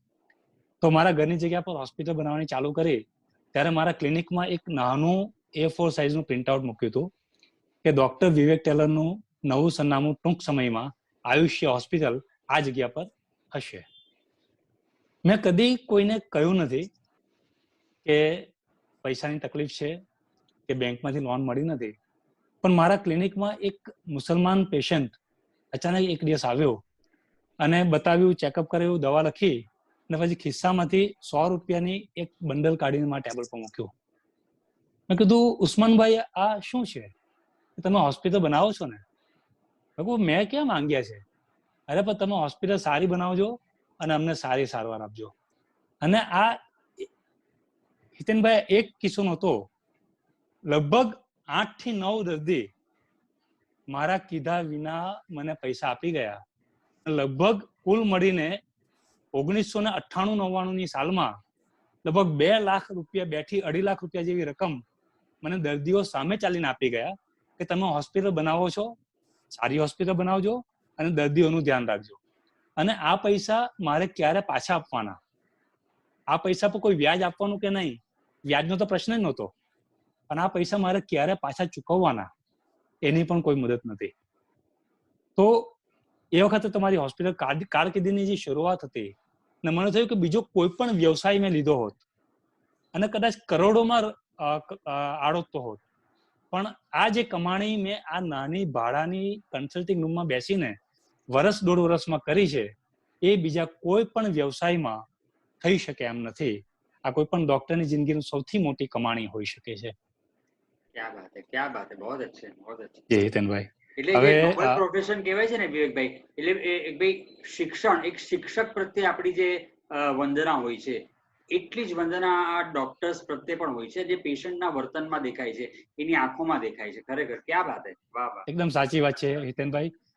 બાળ મંદિરથી લઈને આજ કોલેજ સુધીના મારા જેટલા પણ શિક્ષક રહી ચૂક્યા છે એમાંના કોઈ પણ શિક્ષક પાસેથી હું કદી પણ 1 પણ રૂપિયો તપાસ કરવા માટે લેતો નથી, કારણ કે એ અમારા પાયાના પથ્થર છે. એ હતા તો અમે છીએ, એટલે આ પણ એક નિયમ મેં રાખ્યો છે.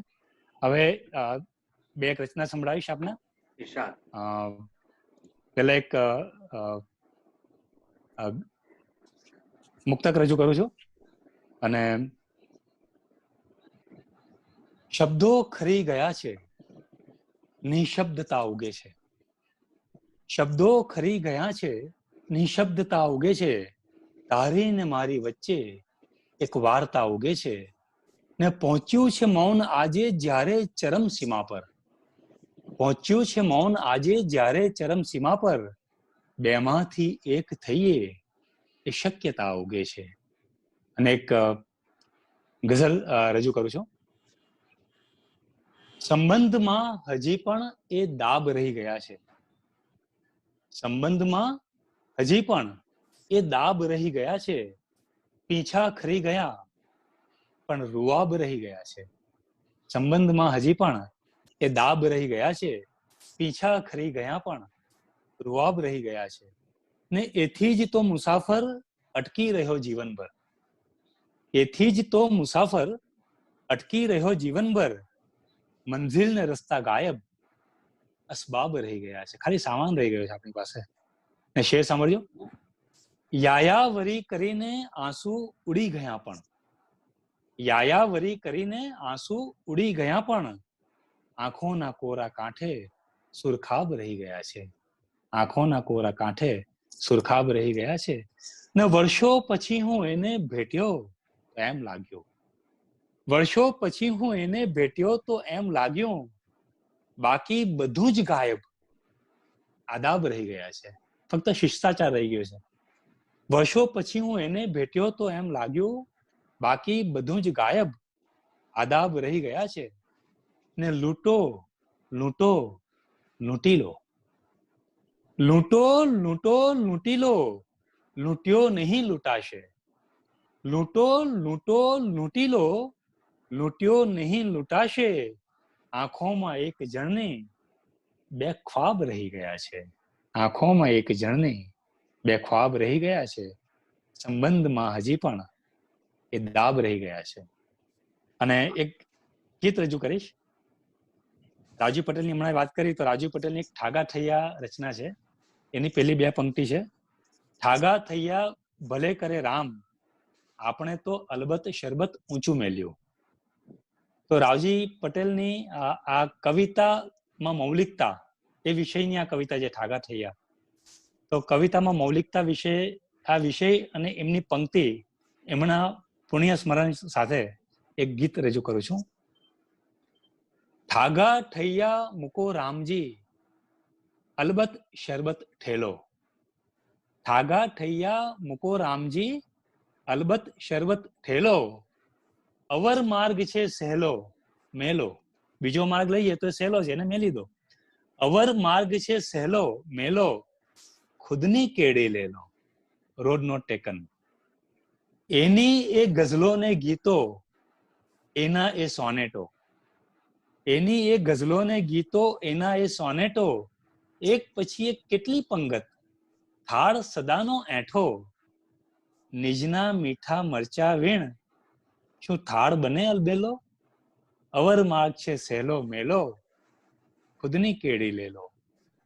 ને વ્યાસ, વાલ્મીકી, હોમર, બોલો કોને કોને વાંચ્યા? વ્યાસ, વાલ્મીકી, હોમર, બોલો કોને કોને વાંચ્યા? અવાજ સૌનો નોખો, નોખા કાવ્યો, નોખી વ્યાખ્યા. પછી જ પડશે ધારો, પહેલા તો કોઈ થાય પહેલો. પછી જ પડશે ધારો પહેલા, તો કોઈ થાય પહેલો. અવર માર્ગ જે સહેલો મેલો, ખુદની કેડી લે લો. એ છેલ્લો બંધ છે. દુનિયાના દરિયેથી જડ્યા, ફગાવ સગડા મોતી. દુનિયાના દરિયેથી જડ્યા, ફગાવ સગડા મોતી. ડૂબકી દઈને ખુદની ભીતર, એક કંકર દે ગોતી. ડૂબકી દઈને ખુદની અંદર, એક કંકર દે ગોતી. ને કાલે એને સૌ ભજશે, કાલે એને સૌ ભજશે. છો આજ તને કહે ગેલો, અવર માર્ગ છે સહેલો મેલો, ખુદની કેડી લે લો. ઠાગા ઠૈયા મૂકો રામજી, અલબત્ત શરબત મેલો. અવર માર્ગ છે સહેલો મેલો, ખુદની કેડી લે લો. ક્યાં વાત છે વિવેકભાઈ. જી. ગઝલ અને ગીત, ગીતમાં એક અધ્યાત્મનો ટચ બહુ વર્તાવ અને બહુ જ સુંદર તમે શબ્દનું પ્રયોજન કર્યું છે. મજા પડી. તમારા જ બે જી. શેર મારે ટાંકવા છે કે તારી અને મારી પ્રીતમાં જોડાણ સઘળું છે. આ વ્યવસાય તમે જે ડાક્ટરનો વ્યવસાય કરો છો અને સાથે એટલા જ કવિતા સાથે નિસ્બત ધરાવો છો, તો તારી ને મારી પ્રીતમાં જોડાણ સઘળું છે. પાણીના બે અણુ સમૂહ બંધાણ સઘળું છે. પાણીના બે અણુ સમૂહ બંધાણ સઘળું છે. ને આગળ ખબર નથી અને પાછળ કશું નથી. આગળ ખબર નથી અને પાછળ કશું નથી. બે ચાર પળનું આપણું રોકાણ સઘળું છે. અને છેલ્લો શેર છે કે શબ્દોને વાવ્યા લોહીમાં તો શ્વાસ થઈ ઉગ્યા. શબ્દોને વાવ્યા લોહીમાં તો શ્વાસ થઈ ઉગ્યા. મારા કવનમાં કઈ નથી, ભેલાણ સઘળું છે. તારી ને મારી પ્રીતમાં જોડાણ સઘળું છે. પાણીના બે અણુ સમૂહ બંધાણ સઘળું છે. એ ડોક્ટરની વાત આવે એટલે ડોક્ટરને જે એક્સપિરિયન્સીસ થતા હોય છે એ ક્યાંક ને ક્યાંક એની કવિતામાં તમે જોઈ શકો છો.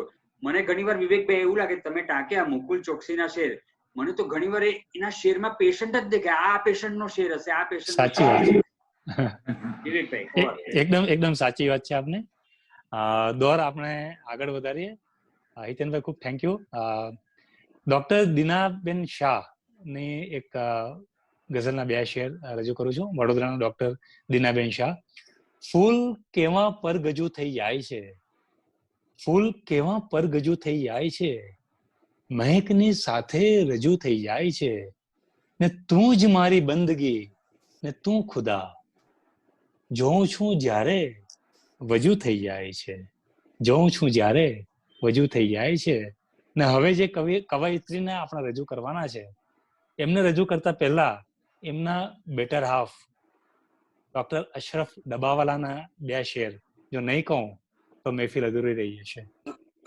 ડોક્ટર શિકાગોથી ડોક્ટર અશરફ ડબાવાલાના બે શેર. સોરી. અર્જુને તો માત્ર એના લક્ષ્યની પૂજા કરી, અર્જુને તો માત્ર એના લક્ષ્યની પૂજા કરી, આપણે વિંધાયેલા એ મત્સ્યની પૂજા કરી. બે જ પંક્તિમાં કવિ આખા સમાજની સાયકોલોજી કેવી રજૂ કરે છે. બે પંક્તિમાં એક ગીતા લખી દીધી છે. અર્જુને તો માત્ર એના લક્ષ્યની પૂજા કરી, આપણે વિંધાયેલા એ મત્સ્યની પૂજા કરી. ને બેઉ છેડા પર પતનની શક્યતા ભારે હતી, એટલે સમજી વિચારી મધ્યની પૂજા કરી. ડોક્ટર અશરફ ડબાવાલાના આ શેર સાથે હું ડોક્ટર મધુમતી મહેતાને એમની રચનાઓ અને એમના અનુભવો આપણે સૌની સમક્ષ વેચવા માટે આમંત્રણ આપું છું. ડોક્ટર મધુમતીબેન મહેતા. મધુમતીબેન, તમે વર્ષોથી, હવે શિકાગો તો ખાસો વર્ષો થઈ ગયો, પણ એ પહેલા ખ્યાલ છે મને તમે બહેરીનમાં પણ હતા, અને એ વખતના પણ જો કોઈ તમારા અનુભવો તમારે દર્શકો સાથે શેર કરવા હોય તો ચોક્કસ, એઝ યુ વિશ, પ્લીઝ. હા, નમસ્તે. મારે જે વાત કરવાની હતી એ છે કે માણસ જન્મથી જ મહાન નથી હોતો, એના કર્મો એને મહાનતા બક્ષે છે. અને આનું એક બહુ સુંદર એક ઉદાહરણ મારે તમને આપવું છે કે જે મારી લાઈફમાં બન્યું છે. અને આ વ્યક્તિ કે જેને હું નામ નહીં આપી શકું, અમારા જ સેન્ટરમાં કામ કરે અને બહુ સરળ સ્વભાવના, પોતાના કાર્યમાં કુશળ, અને ગાઈ પણ શકે, સરસ ડાન્સિંગ પણ કરે, એકદમ સરળ, સાદા અને પ્લેઝન્ટ. હવે આ વ્યક્તિ એકવાર, બેન છે મારાથી તો ઘણા જ નાના, અને અમારા નીચે કામ કરતા હોય, અને મારે એને કહેવું પડ્યું કે તમે દેવી છો અને હું તમને વંદન કરું છું. તો શું બન્યું એવું? તો બન્યું એવું કે એક દિવસ એમણે આવીને મને કહ્યું કે ડોક્ટર મહેતા, આઈ એમ પ્રેગ્નન્ટ. તો મેં કહ્યું કે ઓહો, સરસ, કોંગ્રેચ્યુલેશન્સ. તો કે મને તમને ખાનગીમાં વાત કરવી છે કે આ બાળક મારું નથી. એટલે મારા કાન જરા ચમક્યા. એટલે મેં કહ્યું, બીજું તો આપણે એમની વિશે કશું જ વિચારી ન શકીએ, કેમ કે બહુ જ સીધી સાદી વ્યક્તિ છે અને ફેમિલી માઇન્ડેડ, એને પોતાના 2 બાળકો પણ ખરા. તો મેં એને કહ્યું કે હા બોલો, શું થયું? તો કે આમ તો બીજું કંઈ નહીં, પણ એમ કે મારા હસબન્ડે મને આવીને પૂછ્યું કે મારા કઝિન છે, એમના વાઈફ કે જેમને ગર્ભાશયનું કેન્સર થયેલું છે, એમને એક પણ બાળક નથી, અને એ બહુ લાંબો સમય ટકી શકે એમ નથી, અને એમને બાળકની ખૂબ ઈચ્છા છે, અને એ બાળક પણ એમના જ હસબન્ડનું હોવું જોઈએ. તો આ સિચ્યુએશનમાં આપણે એમને કઈ રીતે મદદ કરી શકીએ? તો એ બેન કહે છે કે આપણે ચોક્કસ વિચારી શકીએ, અને એમને પણ એ બેન સાથે ઘણા સારા સંબંધ હતા, અને એમની પણ ખૂબ ઈચ્છા હતી કે હું ગમે એમ કરીને એમને હેલ્પ કરે. એટલે પછી એ લોકો એવું નક્કી કરે છે કે આર્ટિફિશિયલ ઇન્સેમિનેશનથી એમને પ્રેગ્નન્સી રહે એ ટાઈપની વ્યવસ્થા કરવી. અને એ બહેન કંઈ પણ હિચકિચાટ વગર એ માટે સંમત થાય છે, અને એમની પ્રેગ્નન્સી વિધાઉટ એની પ્રોબ્લેમ, વિધાઉટ એની કોમ્પ્લિકેશન સરસ રીતના છેલ્લે સ્ટેજ સુધી પહોંચે છે, અને પછી એ હોસ્પિટલમાં દાખલ થાય છે. એમની નોર્મલ ડિલિવરી થાય છે, અને નોર્મલ ડિલિવરી થાય છે એ જ દિવસે પેલું કપલ હોસ્પિટલ આવી અને બાળકને લઈ જાય છે.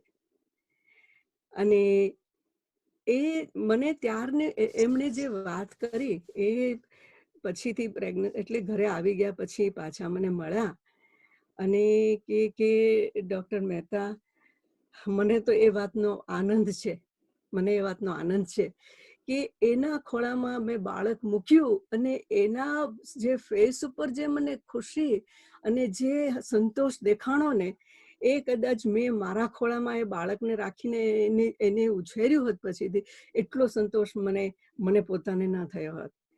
પછી જ્યારે એ અમુક મહિનાઓ પછી એ બેન હતા, એ જુદા ગામમાં રહેતા હતા અને એમને ત્યાં મળવા જાય છે. એ લોકો એને આમંત્રણ આપે છે અને મળવા પણ જાય છે એમને. અને જ્યારે પાછા આવે છે ત્યારે મેં કીધું કે એમણે વેકેશન લીધેલું, એટલે મેં એમને પૂછ્યું કેવું રહ્યું વેકેશન? તો કે હા સરસ રહ્યું, અમે તો ફલાણા ઠેકાણે આમ તેમ બધે ફરવા ગયેલા અને પછી વળતા અમે આ જે કપલ કે જેમને ત્યાં અમે બેબી આપેલું એમને ત્યાં પણ ગયેલા. એટલે ત્યારે મેં એમના ફેસ ઉપર જોયું તો એ જ તે સંતનું સ્મિત એમના ફેસ ઉપર રમતું હતું કે એમ કે હા હા હા બેબી તો બહુ જ, બાળક તો બહુ જ મજામાં છે. બેબી નામ એમને નામ પણ નહીં કહું, કે ખૂબ જ મજામાં છે ને એ લોકો બે એટલા આનંદથી એને ઉછેરી રહ્યા છે કે મને એનો ખૂબ જ આનંદ છે. પણ મને ખબર હતી કે આ આખું જે સ્મિત છે ને એની પાછળ બહુ મોટો દરિયો ખળભળાટ કરી રહ્યો હતો. કેમ કે તમે વિચારો, એક માં કે જે પોતા 9 મહિના પોતાને અંદર છોકરું ઉછેર એના અંદર ઉછર્યું હોય અને એને આમ આપી દે. આપણે વિચાર કરીએ કે સરોગેટ મધર, પણ this was not simple surrogate mother, this is much more than that behind it. એટલે મેં ત્યારે એમને કીધું કે બેન, તમે મારાથી બહુ નાના છો, પણ તમે જે ભોગ આપ્યો છે હું એના માટે, એ કોઈ મોટા ભાગે માણસો ન કરી શકે આવું, અને હું એના માટે તમને વંદન કરું છું. તો આ એક વ્યક્તિ મને બહુ જ યાદ કરવાની ઈચ્છા હતી. અને એક બીજું મારે એ કહેવાનું હતું કે આપણે બહુ નાની વ્યક્તિ પાસેથી પણ બહુ મોટી વાત આપણે શીખી શકતા હોઈએ છીએ. નાનું એટલે એક બાળક હોય એ પણ તમને ઘણું શીખડાવી જતું હોય છે. એ પંકજભાઈ તો ઘણું બધું, પીડિયાટ્રિશિયન છે તો ઘણું બધું જ જોયું જ હશે. અને અમે લોકો પણ પીડિયાટ્રિક પ્રેક્ટિસ કરતા હતા as a family practitioner. You can see paediatric patients also.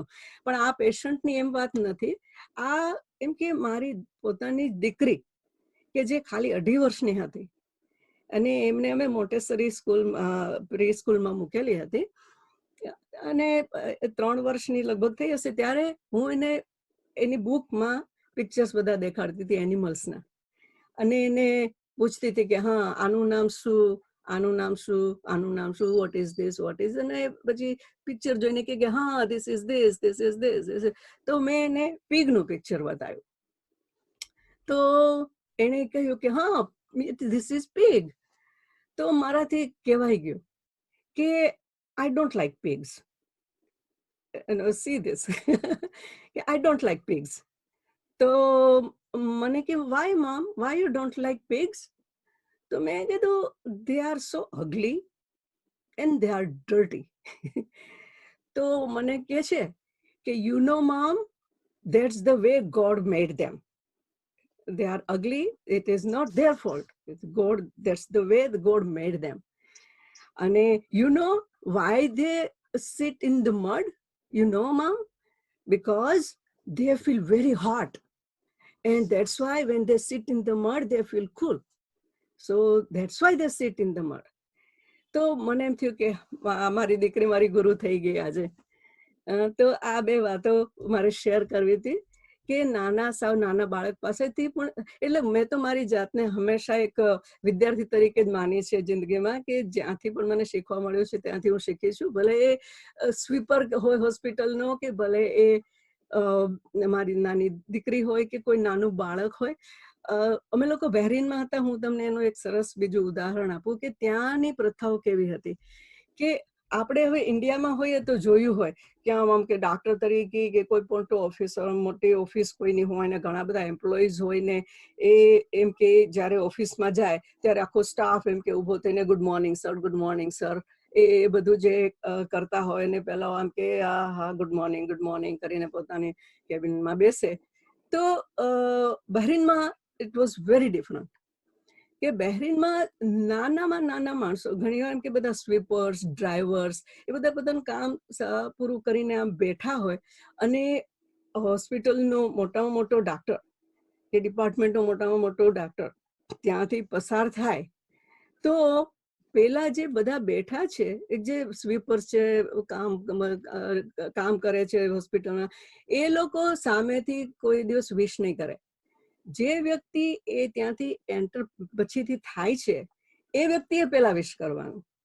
એટલે દાખલા તરીકે મારા ડિપાર્ટમેન્ટનો હેડ અમારી પાસેથી પસાર થાય તો we don't have to say good morning, he will સે good morning to everybody and then we will wish him back. તો મને એમ થયું કે ના, ધીસ ઇઝ રાઈટ, કે તમે એમ કે ગમે એવડા મોટા છો તો શું છે, પણ તમે એ ગ્રુપમાંથી પાસેથી પસાર થઈ રહ્યા છો તો એ ગ્રુપને તમારે વિશ કરવાનું હોય. They don't have to wish you first. So these are so many little things. પણ તમને એમ લાગે કે જિંદગીમાં બહુ બધું શીખવાનું હોય છે જો તમે આંખો ખુલ્લી રાખો અને કાન ખુલ્લા રાખો અને મનને without any clutter, if you can keep it. સાચી So વાત છે. these are the things. અને હા વિવેકભાઈ, તો હું જી. એક મારી અછાંદસ કવિતા છે એ શેર કરવા માંગુ છું, અને એનું નામ છે ઓર્ગન ડોનેશન. નિષાદ. અને ગુજરાતીમાં છે કે મરણ પછી પણ જીવતા રહેવાની ઈચ્છા દોરી ગઈ મને ઓર્ગન ડોનેશનના કાઉન્ટર પર. મરણ પછી પણ જીવતા રહેવાની ઈચ્છા દોરી ગઈ મને ઓર્ગન ડોનેશનના કાઉન્ટર પર. પછી ત્યાં મને સવાલ પૂછવામાં આવે છે કે આંખ બરાબર છે? એટલે હું જવાબ આપું છું કે હા, હું સપનાઓ જોઈ શકું છું. કોઈ અણજાણ વ્યક્તિનું દુઃખ મારી આંખોને છલકાવી શકે છે. ફૂલોના રંગોથી રંગાઈ શકે છે મારી ક્ષણો. સવારનો સોનેરી તડકો મારી આંખોની બારીથી અંદર પ્રવેશી મને તેજથી છલોછલ ભરી શકે છે. તો સવાલ આવે છે કે બરાબર વાંચી શકો છો? લાલ પીળા રંગનો ભેદ પારખી શકો છો? ત્યારે હું જવાબ આપું છું કે સાહેબ, આંખે થોડો મોતિયો છે અને સાથે ઝામર પણ એનાથી મને જીવન માણવામાં બિલકુલ વાંધો આવતો નથી. અને રંગ પારખવાની વાત કરો છો તો સાહેબ, રંગભેદ તો ગાંધીએ ગોળી ખાધી ત્યારથી ભૂલાઈ ગયો છે. મને તો હબસીની કાળી ચળકતી ચામડીમાં પણ કૃષ્ણ નજર આવે છે. તો મને કહેવામાં આવે છે કે વેલ, તમે તમારી આંખો ડોનેટ નહીં કરી શકો. હું કહું છું ઓહ, તો સાહેબ, આ મારું દિલ, આ મારું હૃદય એ તો 100 ટચના સોના જેવું છે. તો મને સવાલ કરવામાં આવે છે કે છાતીમાં દુખાવો થાય છે ક્યારે? મેં કહ્યું ના. સવાલ, ધબકારા વધી જાય છે ક્યારે ખરા? જવાબ આપું છું જરૂર, એ જ તો મને જીવંત હોવાની પ્રતીતિ કરાવે છે. સવાલ, ડોક્ટરને બતાવ્યું છે? હા, ટેસ્ટ તો બધા નોર્મલ છે. ડાયાબિટીસ છે? ના. બ્લડ પ્રેશરનો પ્રોબ્લેમ? ના. કિડનીમાં કઈ વાંધો? બિલકુલ નહીં. તો મને કહેવામાં આવે છે કે સારું, મરણ બાદ તમે તમારું હૃદય ડોનેટ કરી શકશો. જરા વેઇટિંગ રૂમમાં જાઓ, આ ફોર્મ લઈ ભરી સાઇન કરી ને પાછું લાવો. વેઇટિંગ એરિયામાં અચાનક હાથ હૃદય પર મુકાઈ જાય છે. આ હૃદય જે ફક્ત મને જીવતી જ નથી રાખતું, એના થકી તો હું અનુભવી શકું છું જીવન, મારું અસ્તિત્વ, મારું હોવાપણું. જ્યારે એ કોઈ સાયન્ટિસ્ટ, એન્જિનિયર, ડોક્ટર, ક્રિમિનલ કે XYZ ના શરીરમાં ટ્રાન્સપ્લાન્ટ કરવામાં આવશે, ત્યારે તે વ્યક્તિ એ જ રીતે અને એ બધું જ અનુભવી શકશે જે હું પોતે અનુભવી શકું છું. ક્યા વાત. મારા ઓર્ગન ડોનેશનથી એ વ્યક્તિ જીવી તો જશે, પણ એ દ્વારા હું પણ ખરેખર જીવતી રહી શકીશ.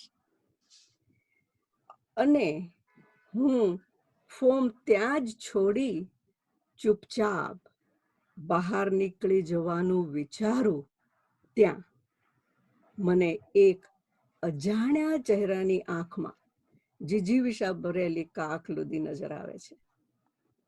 અને હું સજળ નેત્રે ફોર્મમાં સાઇન કરી દઉં છું. क्या वाह बात वाह, है, क्या बात है, बहुत वाह, अच्छे. वाह, वाह, वाह, वाह, થેન્ક યુ, बहुत अच्छे, बहुत अच्छे. Thank you, thank you. Doctor, કવિઓ અને એમના આપણે સાંભળ્યા, એમના શેર સાંભળ્યા, તો doctor doctor doctor doctor doctor ક્યાંનું થઈ રહ્યું છે, થોડું મરીઝ પણ થવું જોઈએ. વાહ. તુજ દર્દ જોઈએ છે મગર આટલું નહીં, મરીઝ કહે છે. ગુજરાતી ગઝલનો સૌથી મોટો ડોક્ટર મરીઝ. તુજ દર્દ જોઈએ છે મગર આટલું નહીં, થોડી કચાશ કર, મને પૂરી દવા ન દે, ને માની લીધું કે પ્રેમની કોઈ દવા નથી. માની લીધું કે પ્રેમની કોઈ દવા નથી, જીવનના દર્દની તો કોઈ સારવાર દે, જીવનના દર્દની તો કોઈ સારવાર દે. તો આ સાથે આપ સૌ સાથે મજા આવી, અને હું હિતેનભાઈને કહીશ કે ક્લોઝિંગ વર્ડ સાથે આજના હેલો ડોક્ટર કાર્યક્રમનું સમાપન કરે. હિતેનભાઈ આનંદપરા. મારે અશરફભાઈના થોડાક શેર સાથે કાર્યક્રમનું સમાપન કરવું છે. ઇરશાદ. એ હલચલ મચી છે એવા ઉદ્ભવની વાત કરજે. આજે બહુ જ સંવેદનશીલ પ્રસંગો બધા ડોક્ટર પાસેથી આપણે સાંભળ્યા. તો હલચલ મચી છે એવા ઉદ્ભવની વાત કરજે, પગની તો નહીં પરંતુ પગરવની વાત કરજે, ને તોરણને ઉતારીને આંખોને જરા લૂછી, તોરણને ઉતારીને આંખોને જરા લૂછી, માંડીને પછી આસો પાલવની વાત કરજે.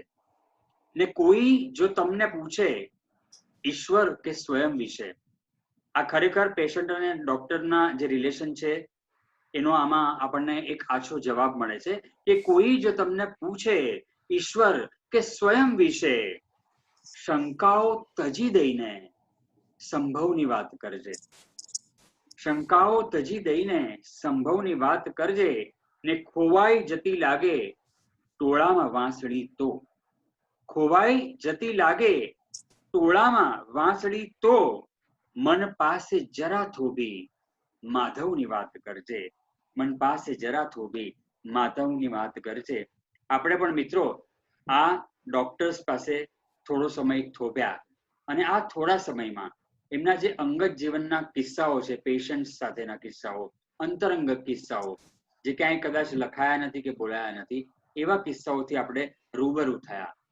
થોડા ઘણા અંશે આપણામાં થોડીક માણસાઈ ઉમેરાઈ, થોડીક સંવેદના ઉમેરાઈ આ બધા કિસ્સાઓ સાંભળીને.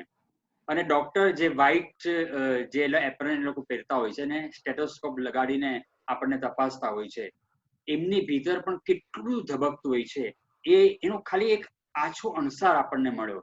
આ દરેક પાસે આવા અનેક કિસ્સાઓ છે, એવી કવિતાઓ છે, એવી જાણકારી છે. આગામી કોઈ પ્રયોગમાં હવે તો મને આ બધામાં પેશન્ટ માત્ર હું એક જ છું, એટલે મને એવી ઈચ્છા થાય છે કે ભાઈ આ હેલો ડોક્ટર સિરીઝ ચાલુ રહે. આજે એક નાનકડો સંકલ્પ મનમાં કરવો છે કે આ હેલો ડોક્ટર સિરીઝ ચાલુ રહે, બીજા નવા નવા ડોક્ટર્સ પેનલમાં આવતા રહે, એમની દર્દીઓ સાથેની વાત થાય, સાહિત્યની વાત થાય, તો થોડીક સમૃદ્ધિ, આંતરિક સમૃદ્ધિ અને સંવેદનાનો ઉમેરો આપણા દર્શકોમાં, મિત્રોમાં થાય, એવી આશા સાથે આ કાર્યક્રમનો અહીં વિરામ આપીએ છીએ. નિલેશભાઈ, તમારે કઈ કહેવું છે? હવે હું બધાના માઇક ઓપન કરું છું. હવે એક જ વસ્તુ કહેવી હતી. હાજી, સંભળાય છે? એક જ વસ્તુ કહેવી હતી કે હમણાં જે વાતો કરી બાળકોની, ટીવીની ઉપર મેં એક દ્રશ્ય જોયું છે અમેરિકાની અંદર. એક ભૂલાય એવું નથી કે રિસેન્ટલી તમને ખ્યાલ હશે કે અમેરિકાની અંદર કેટલા બધા હોવો થયા, સરઘસો નીકળ્યા પેલા જ્યોર્જ ફ્લોયડના મર્યા પછી. ત્યારે એક 4 વર્ષની આફ્રિકન બ્લેક અમેરિકન છોકરી વ્હાઇટ પોલીસ ઓફિસર જે બંદૂક લઈને ઊભો છે એની પાસે જઈને એ પૂછે છે, are you going to shoot me? હવે આવી 4 વર્ષની છોકરી જયારે આ રીતે પૂછે છે, તમે વિચારો કે એની હૃદયની અંદર કેટલી ભીતિ ભરાયેલી છે. સફેદ ઓફિસરને 4 વર્ષની છોકરી પૂછે છે, are you going to shoot me? અને ત્યારે એ પેલો પોલીસ ઓફિસર એને વાલથી કહે છે કે ના. એટલે વિચારો કે આ બે સોસાયટીનું કેટલું બધું અંતર આ સદીમાં પણ અમેરિકામાં ચાલી રહ્યું છે. રંગભેદના મૂળિયા કેટલા ઊંડા રોપાયા છે. બહુ જ રોપાયા છે, બહુ જ. વિવેકભાઈ, ઉદાહરણ છે. આ બધી ઘટનાઓ જેવી રીતે નિલેશભાઈ કીધી, અને આ કોરોનાનો ડર બાળકોના માનસશાસ્ત્ર પર એટલી ખરાબ અસર કરી છે. કેટલા બાળકોને રાતના ઊંઘ નથી આવતી, ચીડિયા થઈ ગયા છે, એમનો મા બાપો સાથેનો વ્યવહાર બદલાઈ ગયો છે. આઈ થિંક આ મા બાપોની એક વિશેષ ફરજ થઈ જાય છે કે એમને શાંત રાખવા જોઈએ, એમની જોડે સહાનુભૂતિથી વધારે પડતું જોઈએ. હિતેનભાઈ આભાર. હિતેનભાઈ અને વિવેકભાઈ આભાર તમારો સૌનો આભાર છે ને અમને લીધા સાથે એ બદલ પણ સૌને નમસ્કાર. Hitenbhai, thank you very much. ના ના ઠીક છે, બસ બધા જ વંદનીય છો, બધા ડોક્ટર્સ પાસેથી હું તો ઘણા બધા પેશન્ટ રહી ચૂક્યો છું અને ખરેખર આ બધું બહુ જ સુંદર અનુભવ રહ્યો છે, માણસાઈનો અનુભવ થયો છે. અને મને ખ્યાલ છે અશરફભાઈ ના હોરાઇઝન હોય કે નિલેશભાઈ અમેરિકામાં જે પ્રકારે સાહિત્યકારોને કલાકારોને સાચવ્યા છે, અનબિલિવેબલ છે. આટલો સમય આપવો, ધ્યાન આપવું અને એમને સાચું ગાઈડન્સ આપીને એમનું પૈસા પણ બચાવવા, એનર્જી પણ બચાવી, એ મેં જોયું છે પ્રત્યક્ષ રીતના. તો સર્વ ડોક્ટરોને વંદન. આ સાથે આ કાર્યક્રમ અહીં સંપન્ન કરીએ છીએ અને આશા છે કે હેલો ડોક્ટરમાં ફરી પાછા કોઈક વાર મળીશું. Thank you very much. Thank you.